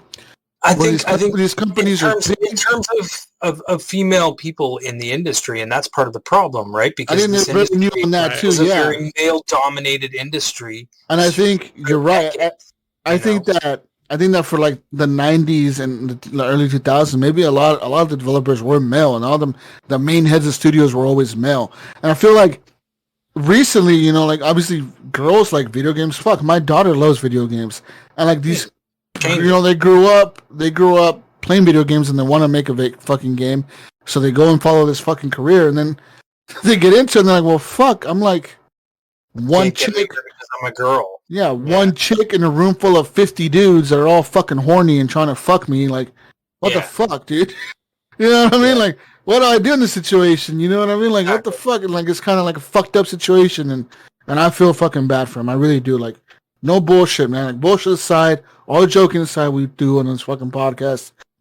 It's some bullshit, and I really think that the fucking game industry needs to get their shit together. Or, you know what they need to do? If I was like a female lead fucking person or whatever, like who was that chick that got fired from Star Wars 1313 or Jade whatever Raymond. the fuck? She needs to go open up her own fucking studio and just hire all females. Well, Do she that. has Haven, but I don't think it's all females. She should do that. Just do it, just to prove a fucking point. Like, hey, motherfucker, you know, like, fuck you guys. We can make a game. We don't need any fucking guys coding our shit. Or, yeah, Ubisoft would fund that. Somebody would fund that. I bet you Ubisoft would. That's not the best place to be funding. Yeah, Ubisoft. Because they have just as many accusations as Activision. Yeah, they're just as bad. Yeah, they're fucking goddamn Canadian French people. Oh man, So, that embarrasses me, man, because I've always supported Ubisoft, and then when I found out about a lot of that stuff, I was just like, but you know what? Like I was always proud of Ubisoft as a Canadian company. You know what I mean? Like they're a cool company, but they make cool games. They fuck, man, fuck some of the shit I heard. But it happens everywhere. Like it's not just in the video game. Like no, you're right. You're right. Development side. It's in the fucking journalist side. The journalists that are like outing these stories are doing the same exact shit themselves. You're like, what the fuck? What the fuck's going on here? You know what I mean? 10 years from now, we find out Jason Schreier's like a real douche. Some fucking perv. Like, yeah, something like that. It would be like that, you know? Like, what the fuck, man? He's the one in the headlines, Yeah, like some like it's like some Bill Cosby type shit, you know what I mean? You find out like fucking 30 years later. Yeah, like, oh, this motherfucker was a real fucking piece of shit creep guy, you know? Like, oh man. The Subway guy, remember him? Little pudding pops. Yeah, fucking Bill Cosby piece of shit. Anyways, so on here to some more positive news, Mayo. The Splitgate Crossplay beta is so popular, Mayo. So popular. The developers had to take it offline. Have you guys played this at all? Yes, I have. I played it on PC. but I didn't This is download it on Xbox. Actually, a really good running game on the PC. It runs smooth as fuck. It plays well. It's like Halo meets Portal, Yeah, right? it is literally Yeah. Halo meets Portal. It sucks when they pop out of that portal and shoot you. You're like, fuck. But it feels just like Halo. I don't know if you Yeah, played it this, does. Mayo, or not, but this feels like Halo. It feels like Halo and Portal. Like they did have some really cool mechanics there, and I think this is a good time to release before Halo 5. Oh, yeah, or definitely. Yeah. you need, or not Halo 5, but Halo Infinite. You need to release before that shit. You know what I mean? Because once that is out, everyone's gonna be playing Halo. No one's gonna play this. Yeah, my son was actually telling me he picked it up and started playing it right away. And he's in the highest rank on it. I don't know what the ranking system is, but they put him in the highest rank. He's like, evidently I'm pretty good at it. So it's a real fun game. Like Brink and I played it a few times, and like I said, it feels just like Halo, but you got these fucking portals you can jump through and shoot people through, and you can actually shoot into the portal, and the bullets come out the other portal, which is really All right, guys, fucking. listen, I got to duck out, but have a good rest of the show, guys. Canadian. I gotta head to bed. All right, Canadian, you head to I gotta bed. get up with the little one tomorrow morning. So, Nice. Wonderful. all right, have a good night, guys. we'll see you, Thanks, Ryan. Ryan. Peace out. It was nice being on the show again. Gib Later. 8777. Bye. Everything else, everywhere. Find them. Moving on to more news. Max Payne is turning 20 years old today. Yeah, that's the game. Does that make you Gunny. feel Max? old, Gunny? It makes me feel Not the old. guy. I know, because I was like, so I was reading that article, I think it was 2001 or 2000. Because I played this in 2002 on PC. Yeah. And Gunny shit, that's released when I in met my 2001. wife. I remember watching We've been Fast together and the 20 Furious years. and then playing Max Payne after watching Fast and the Furious. Oh, They were like wow, the same really? time. Like the first Fast and the Furious. I remember stopping to play Max Payne to watch the Fast and Furious movie. If I remember right. Wow. Damn, so, because I've been married almost 18 years, so yeah, that makes sense. 20 years. I was playing Max Payne, Tomb Raider, all that stuff on Yeah, it's crazy. the PC. I kind of wish they made a Max Payne 4, but I mean, I don't know, Rockstar. They're too busy with GTA. Right. That's the other one I was playing, yep. We went on to more news. Played all those fun games. Oh, man. Well, Bungie's now speaking out against I thought you toxic saw that one studio earlier, but cultures. it's just the same article, kind of. Same thing. Yeah, they're just their take on it. Pretty much Bungie's saying, fuck you, Activision. We're Fix your glad shit. we're out of there. Yeah. Wow. Psychonauts 2, with no surprise, is significantly worse on the PS5 than it is on the Xbox Series X, Mail. Yeah. On PS5, Psychonauts 2 will only run at 1440p and 60 frames per second with no additional bells and whistles, meaning no variable refresh rates nor any HDR support. On the Xbox Series S, for you, Gunny, the game will run at 1620p and 60 frames per second, or alternatively at 1080p at 120 frames per second. The Series X, meanwhile, will offer a native 2160p, that's 4K for you people, at 60 frames per second, or at 1440p at 120 frames per second. Both the Series X, or S and X, will offer variable refresh rates and HDR support. You excited? Yeah, so it's kind of a clickbaity article that we put in there, but if you look at that top comment below that, it just basically is saying, yeah, of course, assholes, because there's no PS5 release, right? It's not a PS5 game. Though. It is the PS4 Pro, though. It's ported, yeah. It's not. It's designed for PS4. Yeah. So for the record, right? As much as I'd love to say poo-poo on you, PlayStation, but yeah, it's. But why does the PS4 Pro doesn't have HDR support? That is a good question. Yeah, maybe I would. Okay, I'm going to play devil's advocate here and just say not at launch. What do you think? Or do you think they just don't fuck with it? Just leave it the way it is because it is a Microsoft first-party game. I think they were probably in the midst of making all this support for the PlayStation when Microsoft bought them. They bought it out. And maybe then they just got the kinda email, stopped. They're right? like, you know what? We can just release it because we have to. We have to follow through with our contract to release this game, but we don't have to make it all it could be. It's playable on the PlayStation. Let's just make it like that. And Let it look better on the Xbox. I can put more see effort into that. and, Yeah. and we've already done a little bit of work, and yeah, we can say the game plays on the PS4 or PS5, but we don't have to go through to make it do all the bells and whistles. I just had a feeling that Yeah, it they was, pick up the early in email saying, development. "Well, just do what you can." I Yeah, don't just know. finish it up. We'll They're gonna make put money on the Bob, console. They the might guy as well. down the basement, let him finish up the last little bit of the PS5 work on it, and we'll call it a day. Yeah, I don't know. I mean, it's Microsoft, right? They're not assholes, so I can definitely see them saying, "Well, yeah, man, let's make a PS5 version." I don't know, but we'll see. I can't see them holding back too much. I know Mayo's a big Facebook guy. I know Mayo likes cloud games. I know Mayo loves Apple devices. Oh yeah, definitely. All these are big facts about Mayo. True facts. All fun facts about Mayo and his life. When you guys read the Mayo biography, it's going to definitely have this in like the inside of the book. You open it up and like that, the cliff notes, like the notes inside, like Mayo was inspired by Apple and Facebook, and he loved. Emma's showing, like how they have the little showing with all the pictures and stuff. It's gonna be an iPad, like showing all my videos. Yeah, I think Mayo's biography. Whoa, Mayo! Let me tell you something. I know you're excited about this. Starting Friday, Mayo the 30th, Facebook is bringing its cloud gaming service to iPhones and iPads through a web app.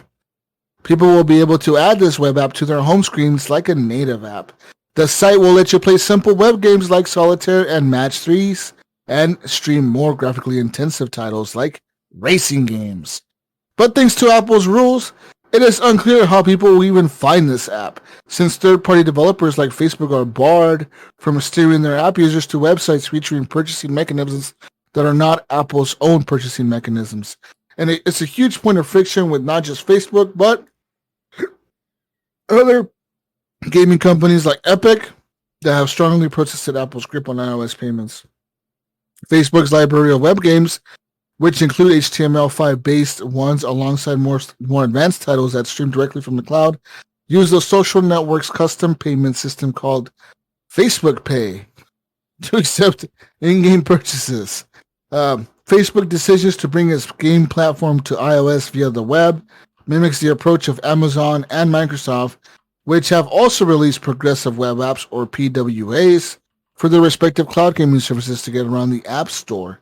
Last year, Facebook complained loudly when Apple blocked its attempt to put games in its standalone app for iOS and said it would look into alternatives. Shortly after that, Apple changed the rules to allow for cloud-based games as long as they were submitted individually as apps to the App Store for review, a policy that Microsoft and others said did not address their desire to release their own gaming storefronts on iOS. So, we've come to the same conclusion as the others. Web apps are the only option for streaming cloud games on iOS at the moment, said Facebook Vice President of Gaming. As many have pointed out, Apple's policy to allow cloud games on the App Store doesn't allow for much at all. Apple's requirements for each cloud game to have its own page, go to review, and appear in the search listings defeats the purpose of cloud gaming. These roadblocks mean players are prevented from discovering new games, playing cross-device, and accessing high-quality games instantly in native iOS apps, even for those who aren't using the latest and most expensive devices. So, yeah. Anyways. Jesus. Yeah. Now, I read through this article. It's very interesting because it brought me back to something I saw a few weeks ago on YouTube. I've been watching that YouTube. So I want to say I am a certified journalist here. I did my homework here. Oh, wow. I really did, because I saw this.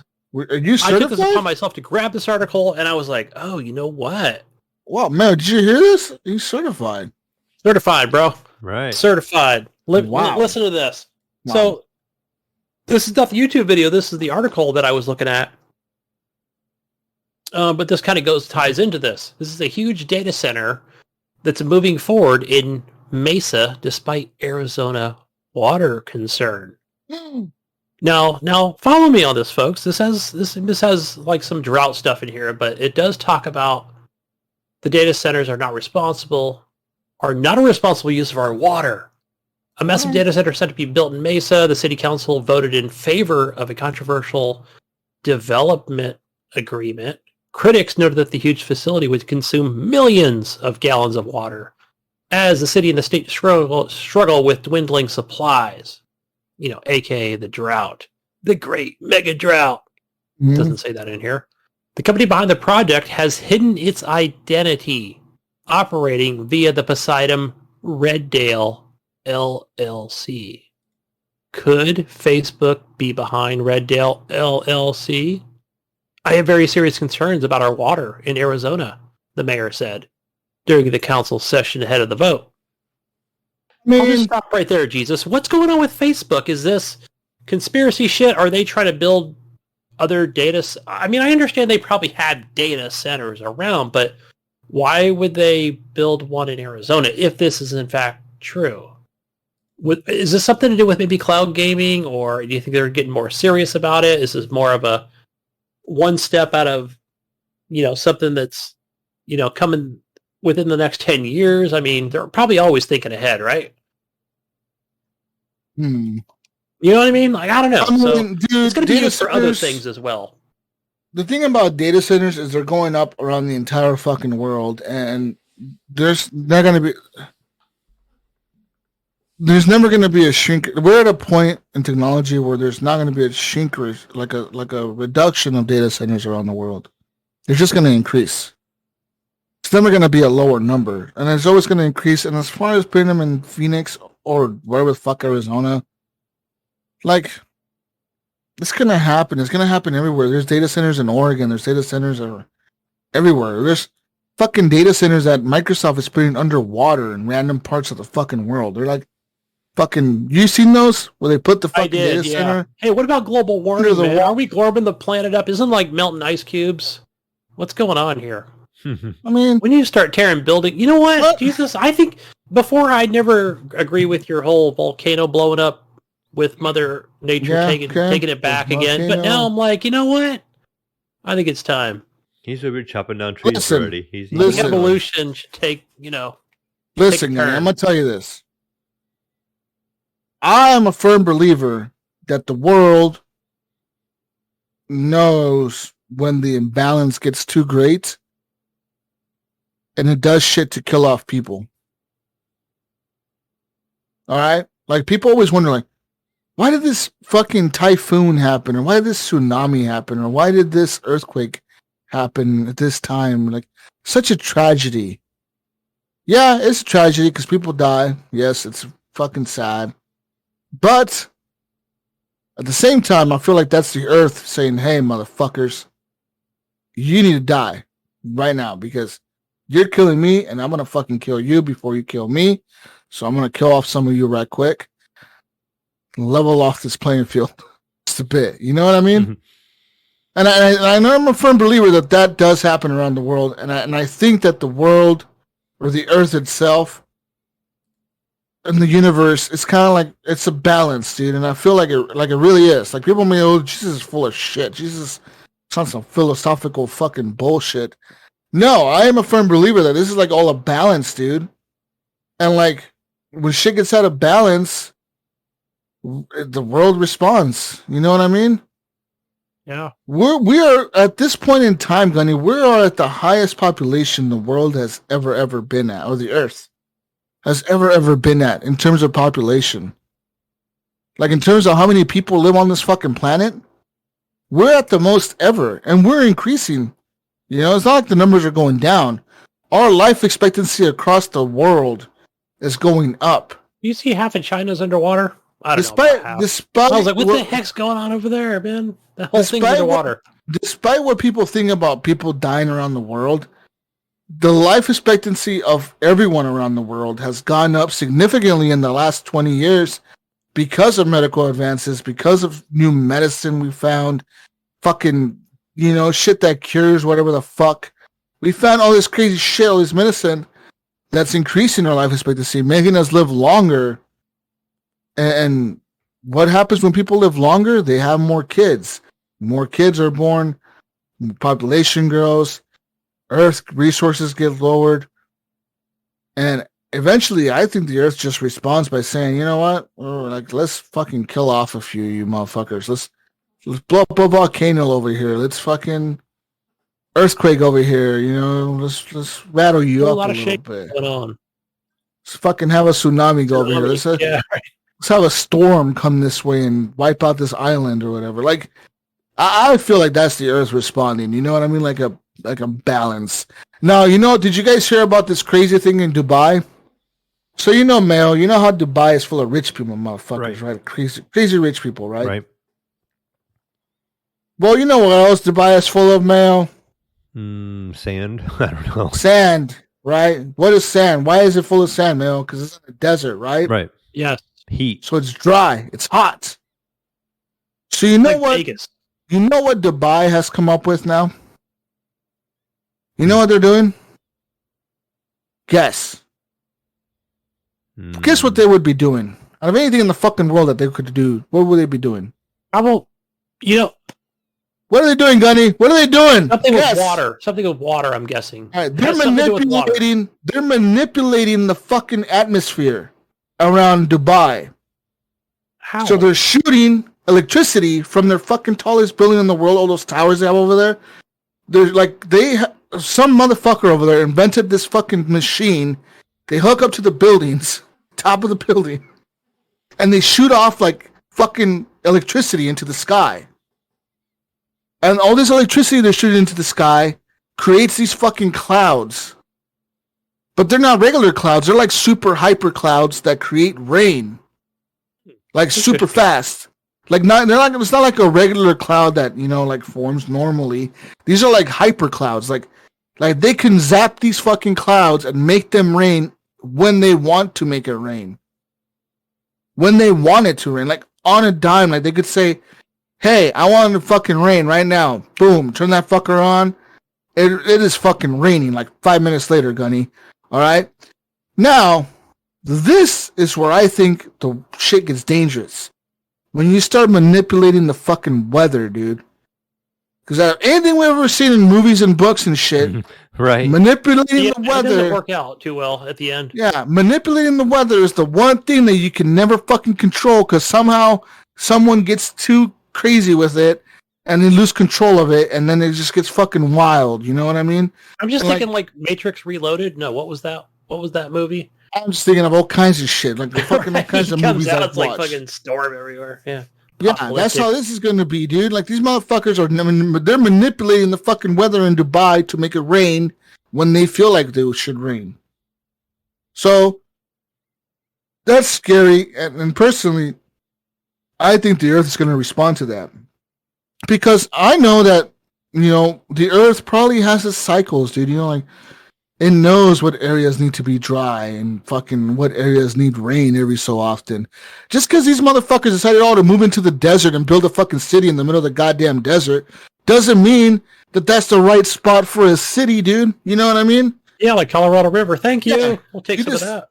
You decide to build a fucking city in the middle of a shithole, guess what?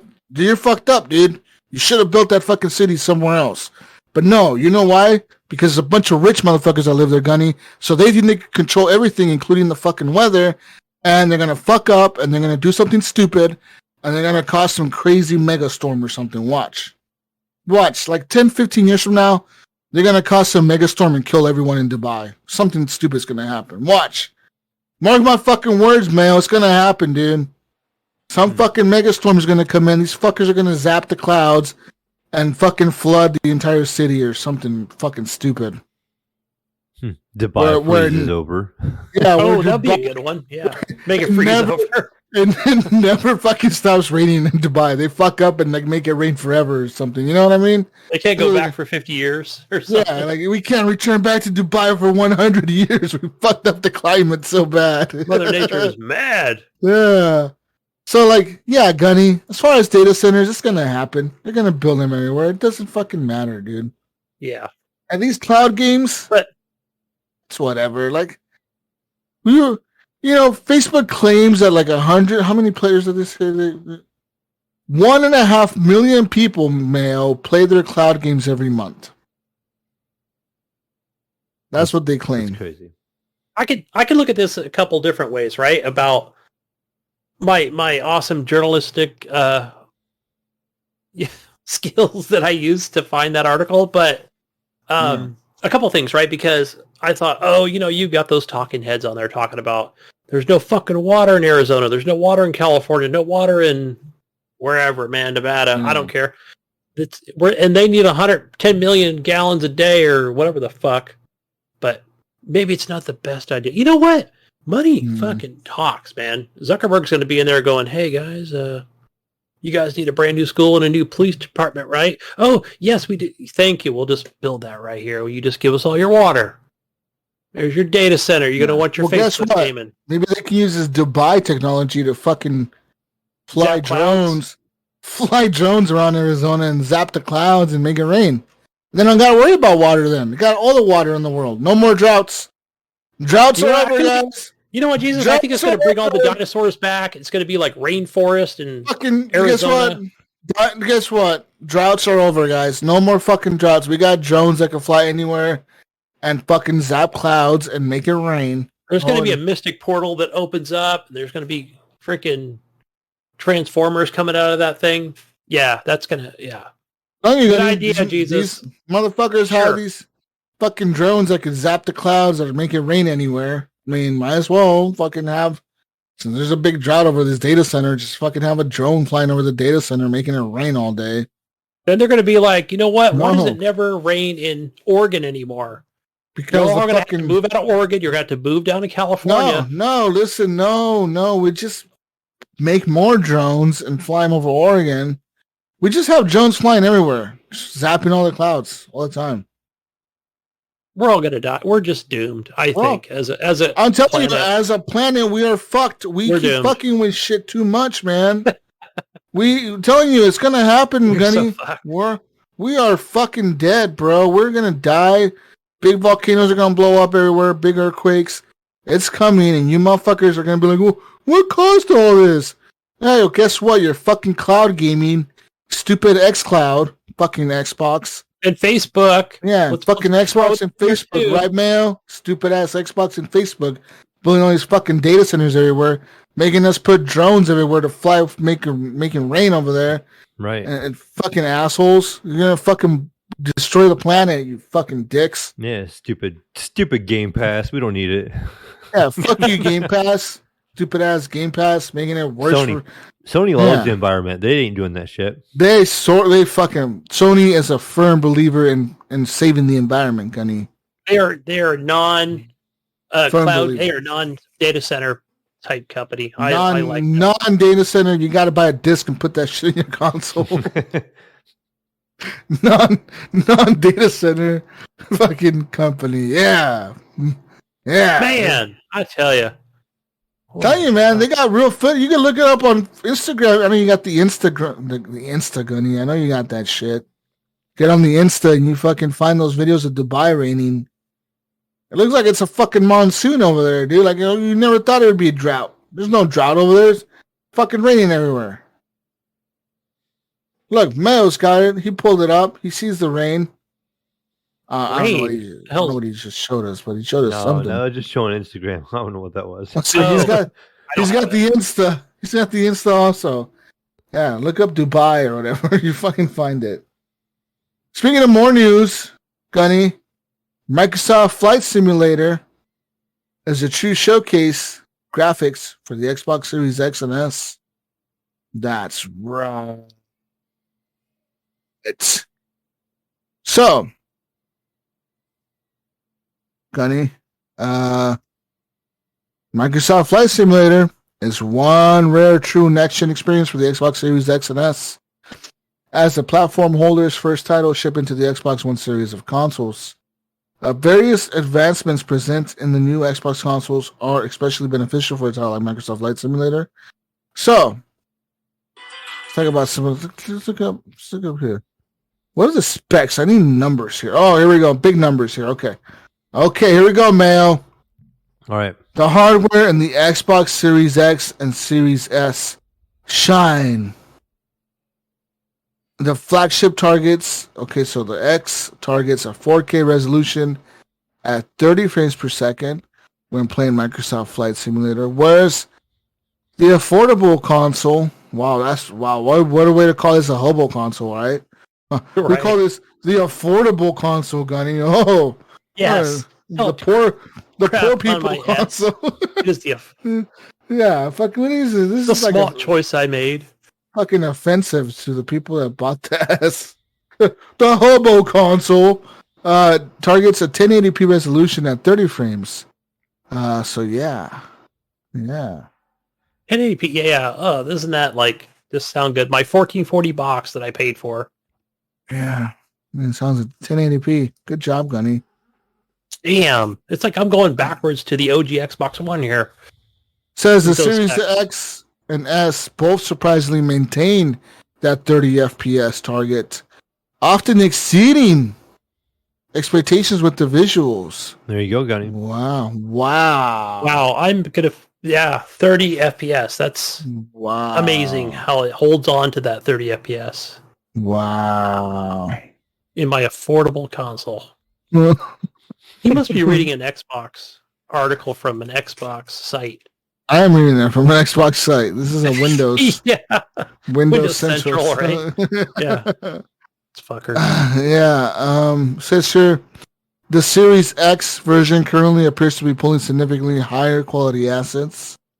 And while not some of the best visuals available, it rivals some of the best experiences on the PC. While the Xbox Series S delivers a mixed results, largely dependent on the geographical features of the location, weather conditions, and other variables. Besides the drop in resolution, there were some points you could easily pass the gameplay as Xbox Series X gameplay. So yeah, wow. I gotta come across an article I was finding in the news today too, also that they're gonna introduce helicopters down the road here. Dude, Flight Simulator is such a cool game. That game is fucking dope, man. More people. I wish they had like multiplayer to that game or something. You know what I mean? Oh, that would be fun. That'd be fun. Yeah. That would be good. cool. Like if you could like fly and see other people flying around, I would always crash into Gunny. I would go crash into your house. Yeah, fuck yeah. Yeah, I want to fly over my house. I just never make it. It's too far, and then I can never find it. Right. We should kamikaze Mayo's place. I try to follow. I try to find my house. I'm like, I gotta follow this highway. Like I'm literally following the highway. Like, okay, I follow this highway, going south. We're flying on the highway. Then I get fucking bored, and I'm like, let's make a left. Let's do a barrel roll. And next thing you know, I'm like flying in a different direction. And Going Highway 15. Now I'm on 99. Okay, where am I? It doesn't matter, right? You're just out there flying. Not completely like gaming related, but talking about flying related, it was kind of funny. I went to this car meet this week, and it was like a straight up Fast and Furious meet. It was like advertised, but all walks of life was there, right? And I was walking around, and I listened. This guy got out a drone, and we were like, "Oh yeah, that's cool." He's like, "I'm gonna record some of this," and blah blah blah blah. And next thing I know, like they were stopping him, and none of them thought about it. But we were right beside the airport. Like the main airport here in Columbus. They're like, they shot that shit down. And we're right beside like his defensive supply center for the government and all that stuff at the airport and all this other stuff too. So it's just flying fucking drones around an airport, bro. Right. That's so illegal. Fucking FAA will fucking come arrest your ass. Yeah. So yeah, he had Real to put it away real quick. I'm looking for your ass real quick. Talking about where the fuck we see this drone flying around here, motherfucker. Better fucking knock that shit off real quick. That's all I have for news, man. Dead Space is coming back. I saw a teaser for that. Yeah, I did see that was coming back. Dead Space is coming back. You excited for that game? I never really played that. I'm not. It was an okay game, but to me it got kind of old. I never played the first one, but I know now I'm using my inside voice here. That one I hear was really good. I think it was Johnny Don't that was telling me even that same thing, but I played a little bit of Dead Space 2. I probably had a disc or something, and a little bit of Dead Space 3. No, didn't we all play the demo for that, Jesus, when we were on TXL? We all played that Dead Space 3 and was like, yeah, this is kind of cool.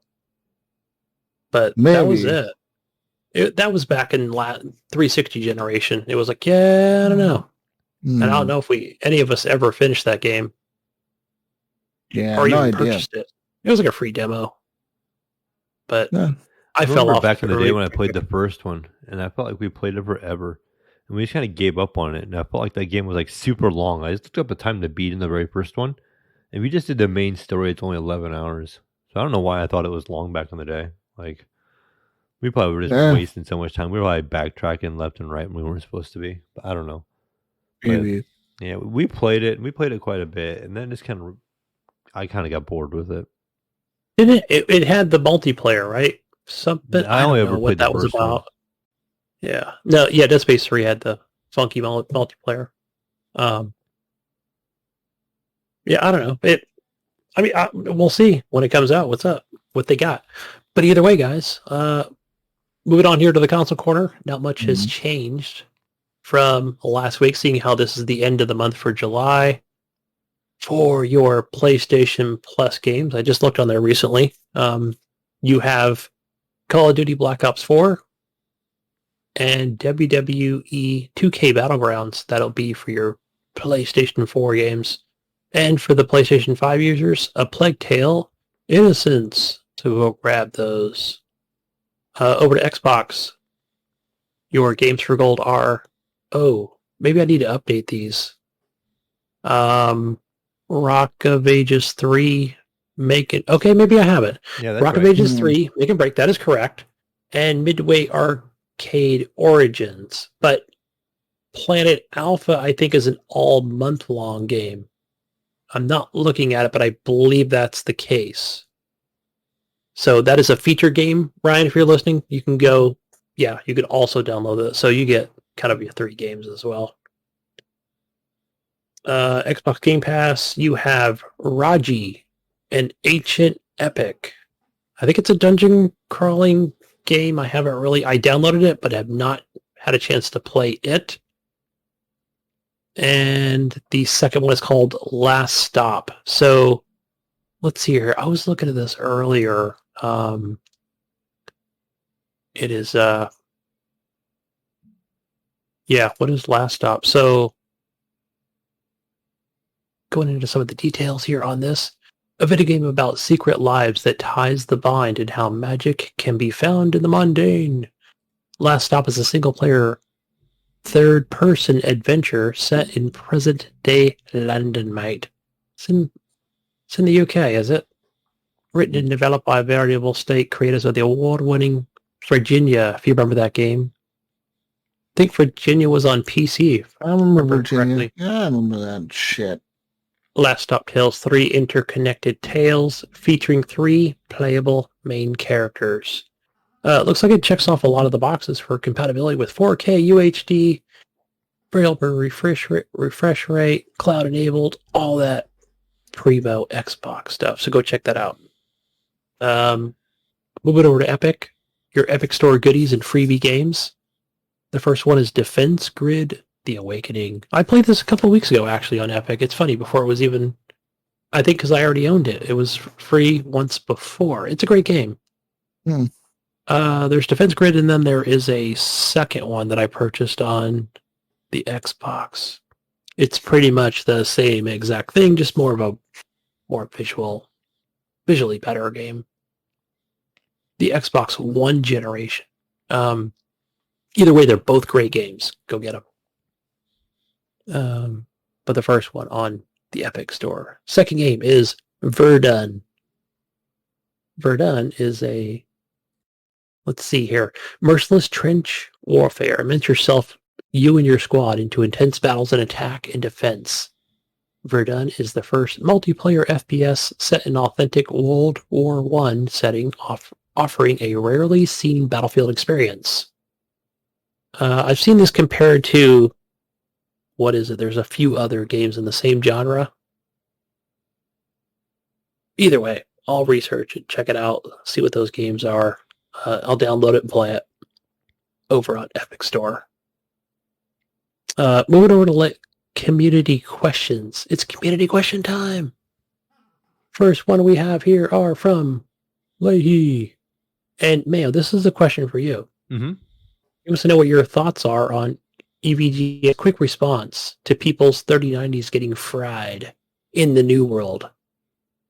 He means cross shipping that takes some RMA, quick RMA service. Wow. I saw him posting something on Discord, or was it you or somebody? But what is this about? What is it doing to 3090s, this new world game? I think it's just crashing them. Like it's, I don't know if it's overloading them or overheating them or what, but I haven't looked a whole lot into it either. But I'm not surprised though by EVGA having like a quick response to like 3090s going bad. EVGA is like top-notch company when it comes to their service, I guess you could say. That's the word I'm looking for. They are quick. Like anytime you call them with a problem, they are quick to resolve it. They will bend over backwards for you to keep you happy. And it's like a lot of people I know, a lot of my friends that buy computer parts, they buy EVGA on purpose. Like they have trade-up programs where you can buy like your GPU and trade it in later. You sell it back to them, and then they, you get credit on the new one and stuff like that. And they just have a lot of consumer-friendly programs, and they're really good about if something's broke, giving you a new one quickly and just taking care of it. So I'm not really surprised that they have a quick response to the 3090s getting fried if it's one of theirs. So I mean, if it was everybody's 3090s, like every company, then maybe they knew something was wrong with them or something like that, like NVIDIA did. But EVGA, that's just how they are. They just operate. They take care of their people, and so they're just quick to do that. So we need more companies like them. Yeah, for sure. Clint Bashore. He says gaming PC. He's asking if gaming PC is banned in California. Yeah, he's calling it California, obviously, but he had a little YouTube video linked to this, and it was a video talking about, I guess if you order a PC from Alienware, they will not ship them now to certain states, and California was one of them. What? And I guess that has something to do with some kind of new laws coming into effect through different states about power usage and trying to keep some things down. You'd have to watch the video. I've never heard of such a thing. And even the guy mentioned there's only like one guy talking about it, like you on some kind of blog. And it basically, some states are, limiting power consumption, and they're trying to get that down. And they're, for some reason, Dell will not ship to those states.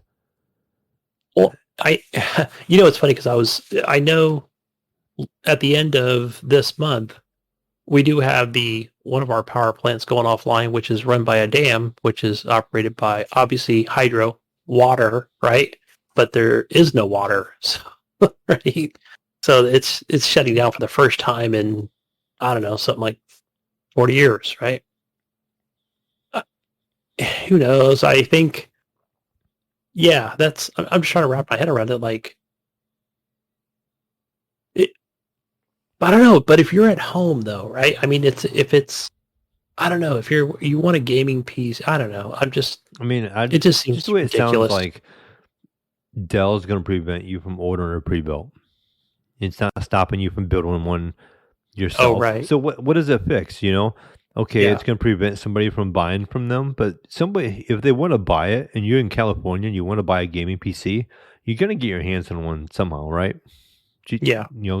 Gunny. Buy me an 800 watt. If you want one, you're going to find one somewhere, I'm going to buy a 1,000 watt power. You're going to go to I a don't give different state and you're going to bring it back with you, or you're going to have it sent to a cousin's house that lives in a different state, and then they're just going to deliver it or mail it to you, You know what I'm going to do? You know what I'm going to do, guys? I'm going to build a fucking data center in my backyard.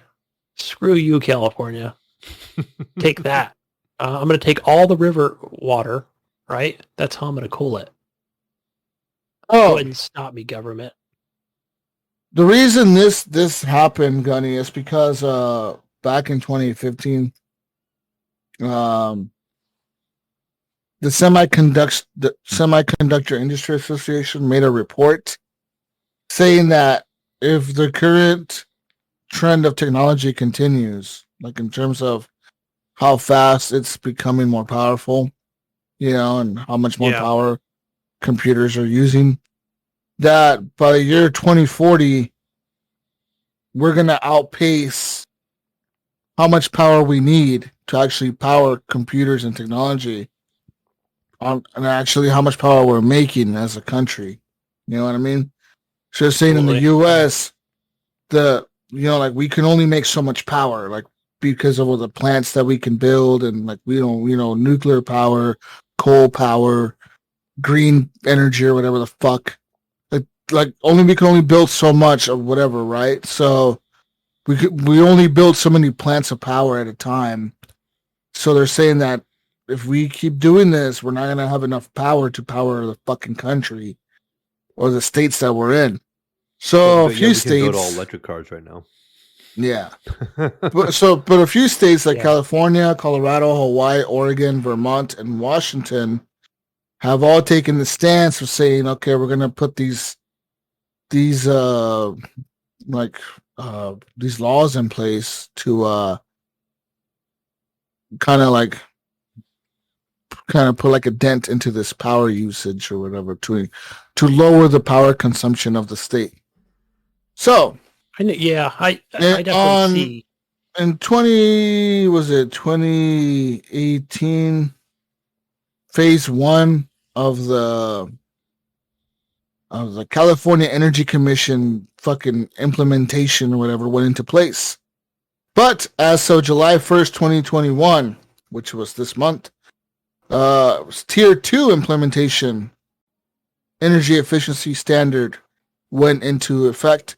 This included desktops, AIOs, which I don't know what the fuck that means, and mobile gaming systems was put into effect.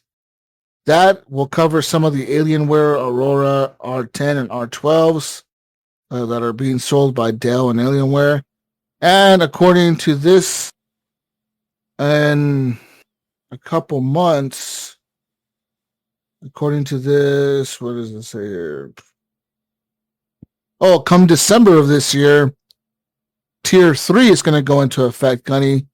And this is going to affect computers with high-speed network capabilities, which is like every fucking computer. Yeah. Multi-screen notebooks, notebooks with cyclical behavior. I don't know what the fuck that means. Maybe you can rotate them or something. And monitors with high refresh rates. So apparently these are going to be stopped being sold. So probably my 165 hertz is going to be banned, but I'll be illegal. Yeah, you're going to have to sell that, Gunny. You're banned. I'm going to have to get my 1440p. Me too, because I'm in Oregon. Yeah, the fucking Oregon. Fucking goddamn it. Even better reason to move to Ohio, guys. Goddamn it. This is fucking hippy dippy bullshit. See what I mean, man? I'm telling you, man, we're over here. Rich people in Dubai are zapping clouds and shit, you know? Right. And we're over here crying about using a high refresh rate monitor. You got motherfuckers zapping clouds on the other side of the world. They're literally flying drones and zapping clouds. And you're over here talking about we don't have enough power. These motherfuckers are using drones with power on them to zap the clouds, motherfucker. Right. Why don't you just take their take their power from them, Gunny? America needs to invade Dubai and take their power. That's what we need to do. I think we need to go to Ohio, Jesus. Maybe we can use some kind of cloud sucking machine and pull it over this way. And I'm going to take some big trucks and drain every lake, river, and pond in Ohio. Bring it back to California, so I could buy a new gaming PC. I don't have to worry about it through regulations. This is not about water, Gunny. This is about power, Gunny. All right, listen. But it takes water to make power for some of us in California. Motherfucker, you listen. The Natural Resource Defense Council, okay, projected that the California standards that you guys are introducing, it will save more than 2.3 billion kilowatt hours of electricity each year, Gunny. Okay, by not buying your stupid Alienware R10 crap, okay? Okay, this is going to save more than 2.3 billion kilowatt hours of electricity a year. That's equivalent, Gunny, to an annual electricity use by all the homes in San Francisco. And that's going to avoid also, Gunny, not just that, but it's going to avoid 730,000 tons a year of climate-disrupting carbon pollution from fossil fuel-fired power plants. That's bullshit. Fuck you and your... Let's put more fossil fuels in the fucking air. Fuck the air. Listen, man. No, Jesus, America, we do not make more pollution creating electricity. God damn it, The cars that are electric are way better, cause way less pollution because they don't make any smog. You know what I did, Jesus, this weekend? Remember we talked about this? Maybe we talked about it in private chat, where I drilled holes into the trees and then I poured the poison down the hole to get rid of the trees. What are you doing, killing trees? Yeah. He's out there killing trees. I told him earlier in the show, Jesus, he's the reason the price of wood's going up so high. Yeah, fucking 2x4s are like fucking like $20. They went from like $20 to like fucking $70, $50 a piece. Told him a pack of toothpicks went from like 99 cents to like $12. Yeah. I say we cut down all the trees. Then there won't be a lumber shortage. Listen. As a country, America is the leader in pollution reduction. It really is. Compared to the fucking world, America, for the size that it is and as much shit as we have here, we don't pollute as much as other countries do. Look at fucking China. Fucking China doesn't give a fuck about any pollution. They fucking pour shit into the ocean. They invented mask wearing. It had nothing to do with the virus, did it? Yeah, literally. They would wear masks because their fucking smog is so bad over there. Terrible. You know what? Clint, I say we just nuke California. We're all moving to Oregon. Let's go. Listen, listen. Right now. Last time that people looked at China's emissions, Gunny, like their greenhouse gases and shit. Okay, listen, motherfucker. They alone, just China, not anyone else, just China, Gunny, exceeded the United States, the UK, France, Canada, Mexico, Germany, Russia, Egypt, India, Japan, combined in greenhouse gases. Just China alone exceeded all those countries. That's why by themselves. We don't make anything here. They exceeded everyone. Combined. I'm not saying like, they exceeded the US, and then they also exceeded the UK and Canada and Mexico. No. All these motherfuckers were combined, and they're like, okay. They're like, all the fucking pollution you motherfuckers make all together. And then we look at China, and then China's like, fuck you. We don't believe in anything. Yeah. I don't believe in any filters or any fucking carbon scrubbing filters or anything. Gloves, safety helmets, poison. They just, whatever. Those guys. Listen. The Chinese president recently said he made a pledge that China's emissions are going to peak. He said they're not going to reduce. Okay. He didn't make a promise that they're going to reduce. He made a promise that they're going to increase and reach their highest, Mayo, on the year 2030. That was his promise. Guys, we're gonna pollute the earth even more until the year 2030. And then when 2030 comes, then we'll decide to decrease. Makes sense. It's almost like you know what it reminds me of, Jesus? Yeah. Playing City Skylines when you lay down your waste pipes, right? And you got to get it to where the water direction is. Okay. You know, the arrows are pointing a certain direction because when it gets worse, it's got to go somewhere. All that dirty pollution water. Yeah, that wastewater needs to go somewhere. I can see that happening. 27% of the world's emissions. It's going to India. It's going to Nepal. 27% of the world's, the entire planet's emissions come from China. 27%, that's more than a fucking quarter, come from one country, Mayo. One country.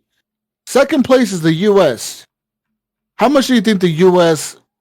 does compared to China in terms of emission? I don't know. They have 27% of the Earth. What is it?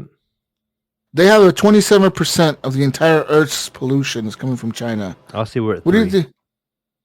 Oh, you're a little 7. low there, man. That's a little low. That's a little low, guys. All right, we're at 11%. U.S. is 11%. India is at 6.6%. And everyone else is like below that or whatever, I guess. Still. But you look at the size of the U.S., you look at the size of China, like how many people live in each country and how developed each country is. How the fuck is it there 27%, dude? And no one ever gives them shit, right? But over here, we're passing stupid fucking... Well, there's nothing we can do about it. We're over here passing stupid fucking... Mayo cannot buy a high refresh rate monitor because it uses too much electricity. Too much, Mayo. Too much. You are energy inefficient, Mayo. You're canceled. Mayo. Yeah. Energy inefficient, Mayo. You motherfucker, you. Mayo, send me your computer later. Yeah. Yeah. I'm the only safe state over here. It's you guys have to send me your PCs.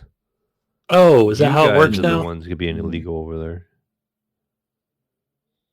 We're just gonna make a corn version of power over here. We got this under control. Yeah, I'm gonna come there and suck all your water out of you, every pond you got. Okay, I'm gonna make a hydro plant, put in data centers.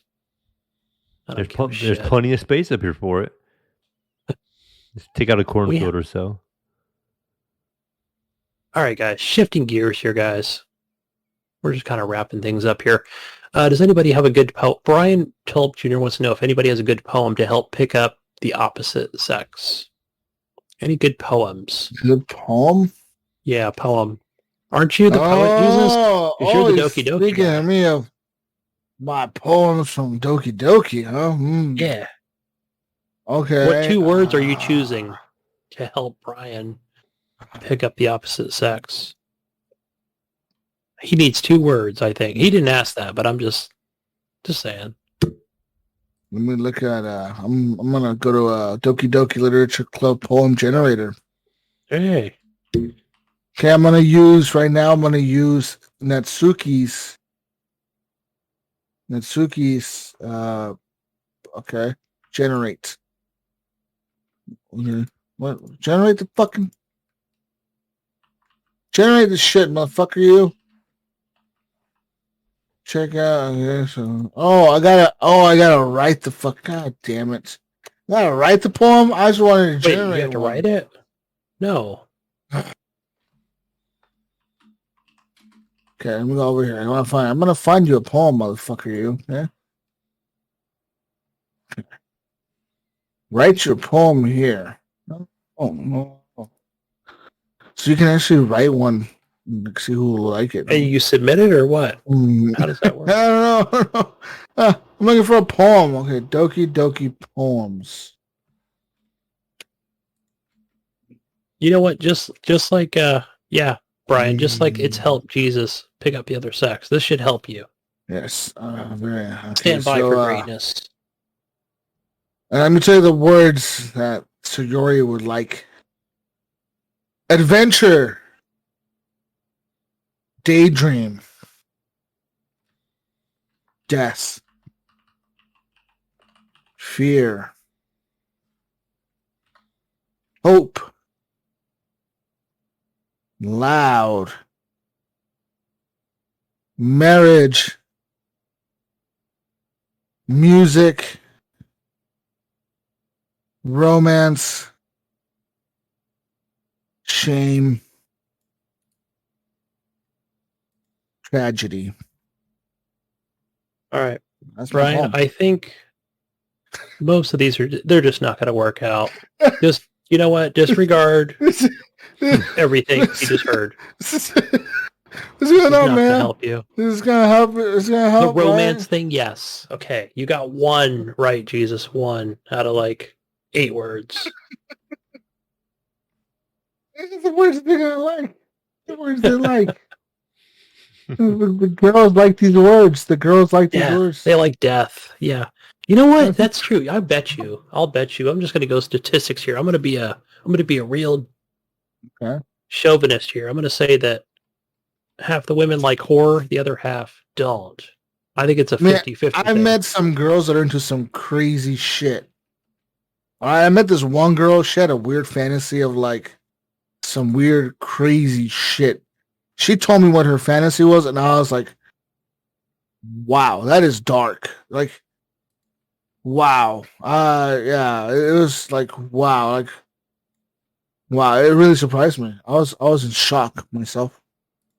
I won't say what it was. It was shocking. It's that shocking. It was, Jesus was in shock. Damn. I'm saying some people are into some dark shit, and it's usually girls. They're into like serial killer shit. They watch those like true crime shows. My wife likes those. Every woman horror. watches that shit. Why do they watch people die on? The wife killed her husband by stabbing him 50 times in the chest, and then she got away with it. Yeah, like, fuck Until all that. now. Yeah. Who the hell watches all that shit, bro? Like, I don't like watching that. You like watching that, Gunny? No, I do not. Man, I'm over here watching boring. I'm like, I'd rather go play a good video game than watch that stuff. I'm watching like Doctor Who and shit, you know? Man, I'm watching like There you go. I'm watching motherfucking Rick and Morty and shit. Oh, there you go. I love Rick and Morty. Yeah.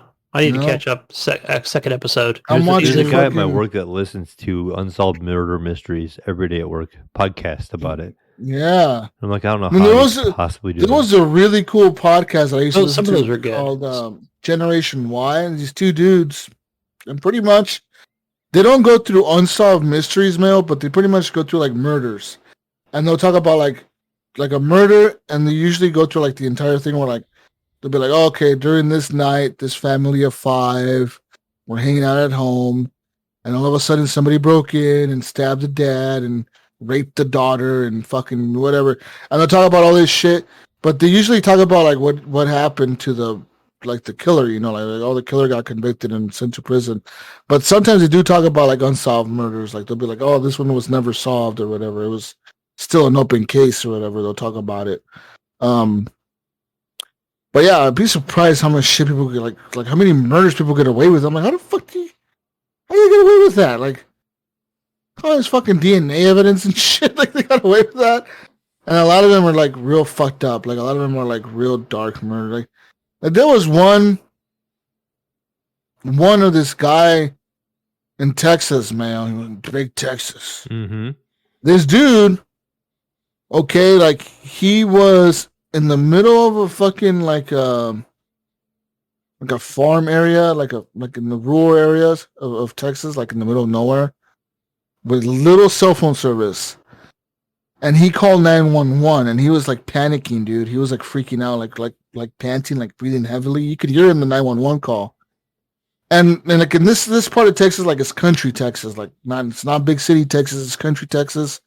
So the 911 calls apparently went to like a care home that was nearby there, like an actual fucking like an old people home. So they had like people that worked at this old people home answer the phone as 911 operators. Really? So this lady, it's like this like nurse fucking caregiver lady that answers the phone, and she's the 911 operator, and she like answers the phone, and she's like, "Hello, 911," and he's like, "Hey," he's like, I need help. One of the deputy is chasing me," he said.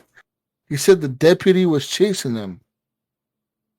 And you can hear in the background like 2 guys screaming at him or something, and you're like a gun go off.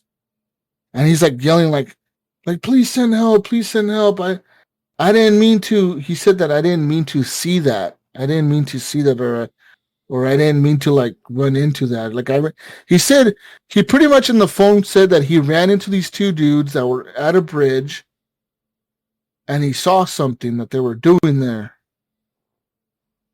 And apparently they chased them because he saw them do something. Yeah. And they were chasing him to the field.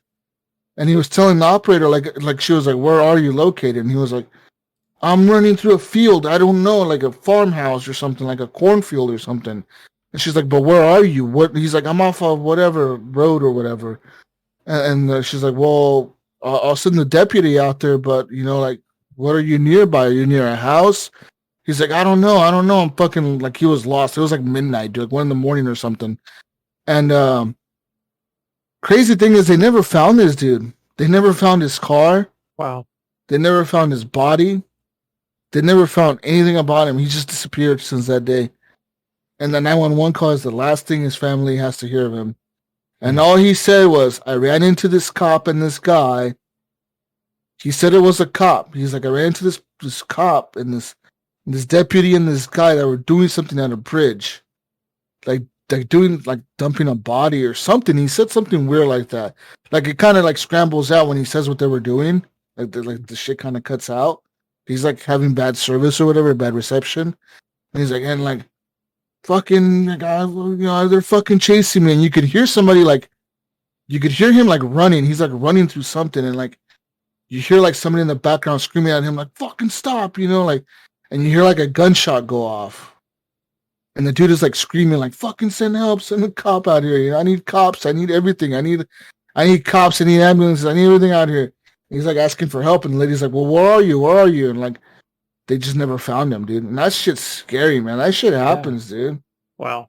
Like, that was like a recent one. That happened like in 2020, like, fucking, it was like not that long. It was like 2014, 2013. It was like really recent, dude. I was like, that's scary to think like some 911 operating systems are like on some old school shit like that, like where fucking shit gets routed to a care home.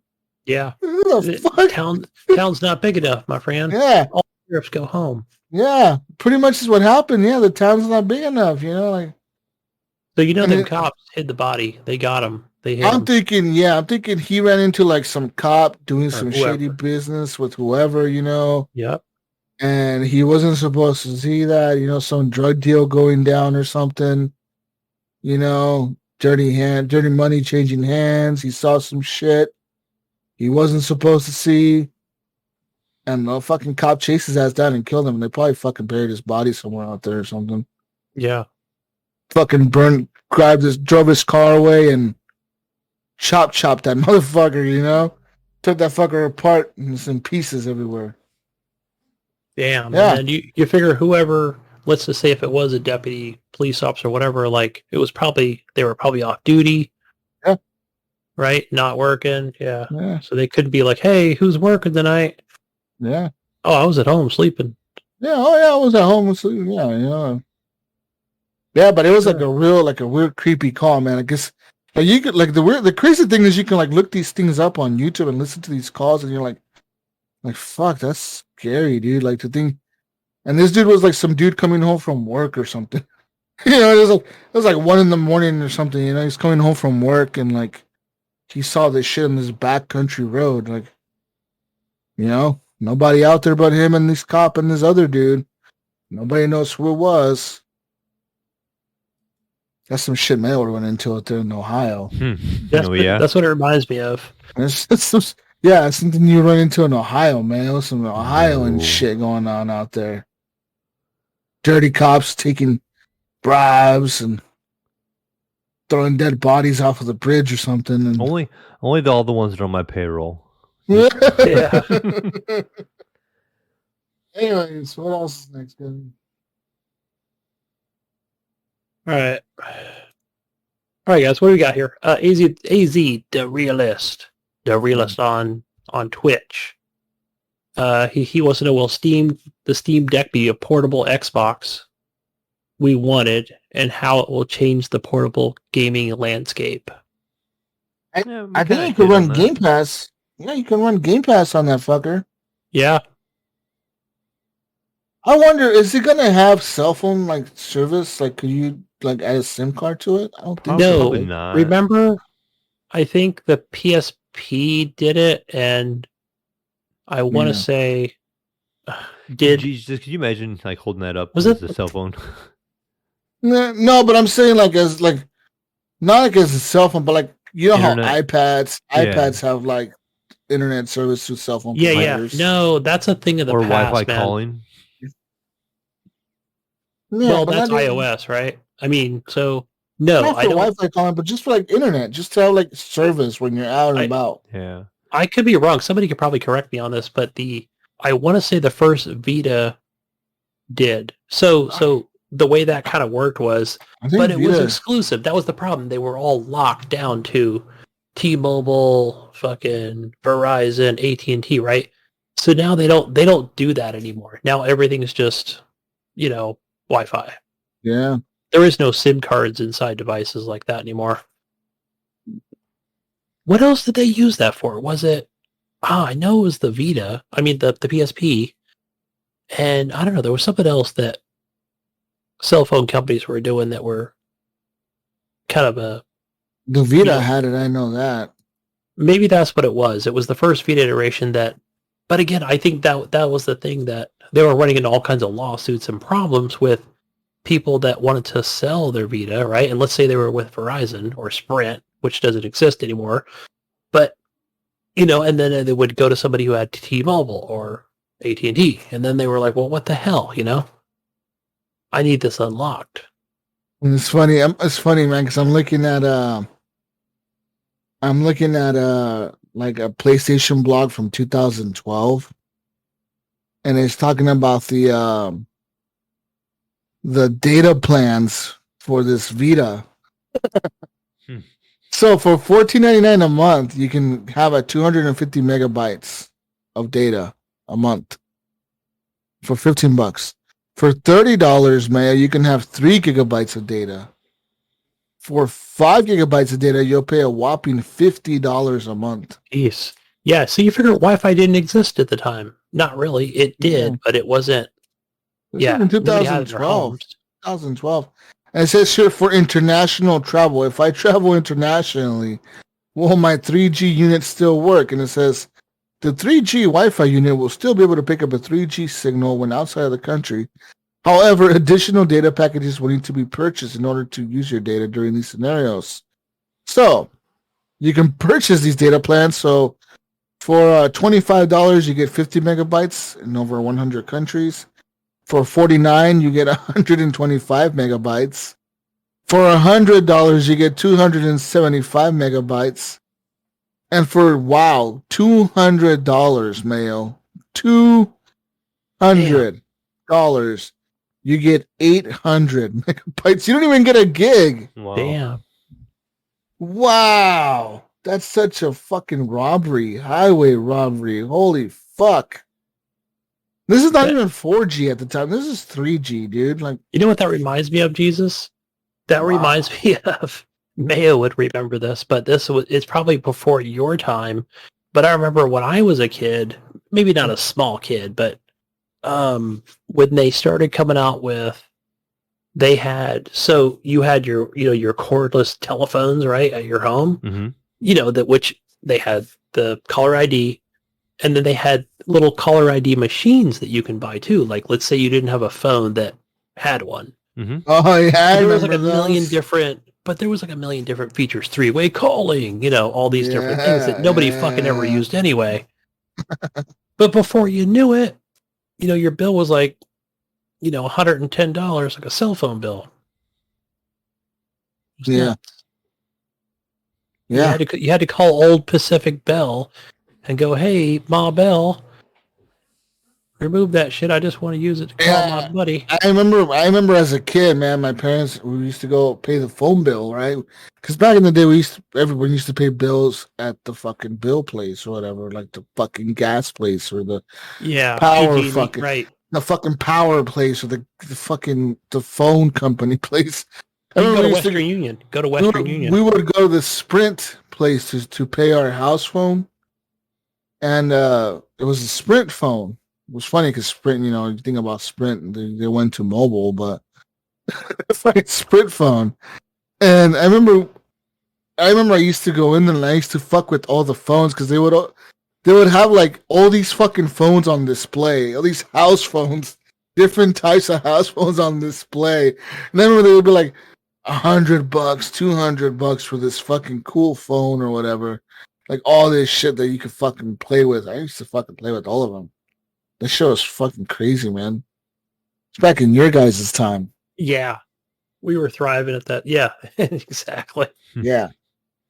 We had those voice recorder machines for yeah. voicemails.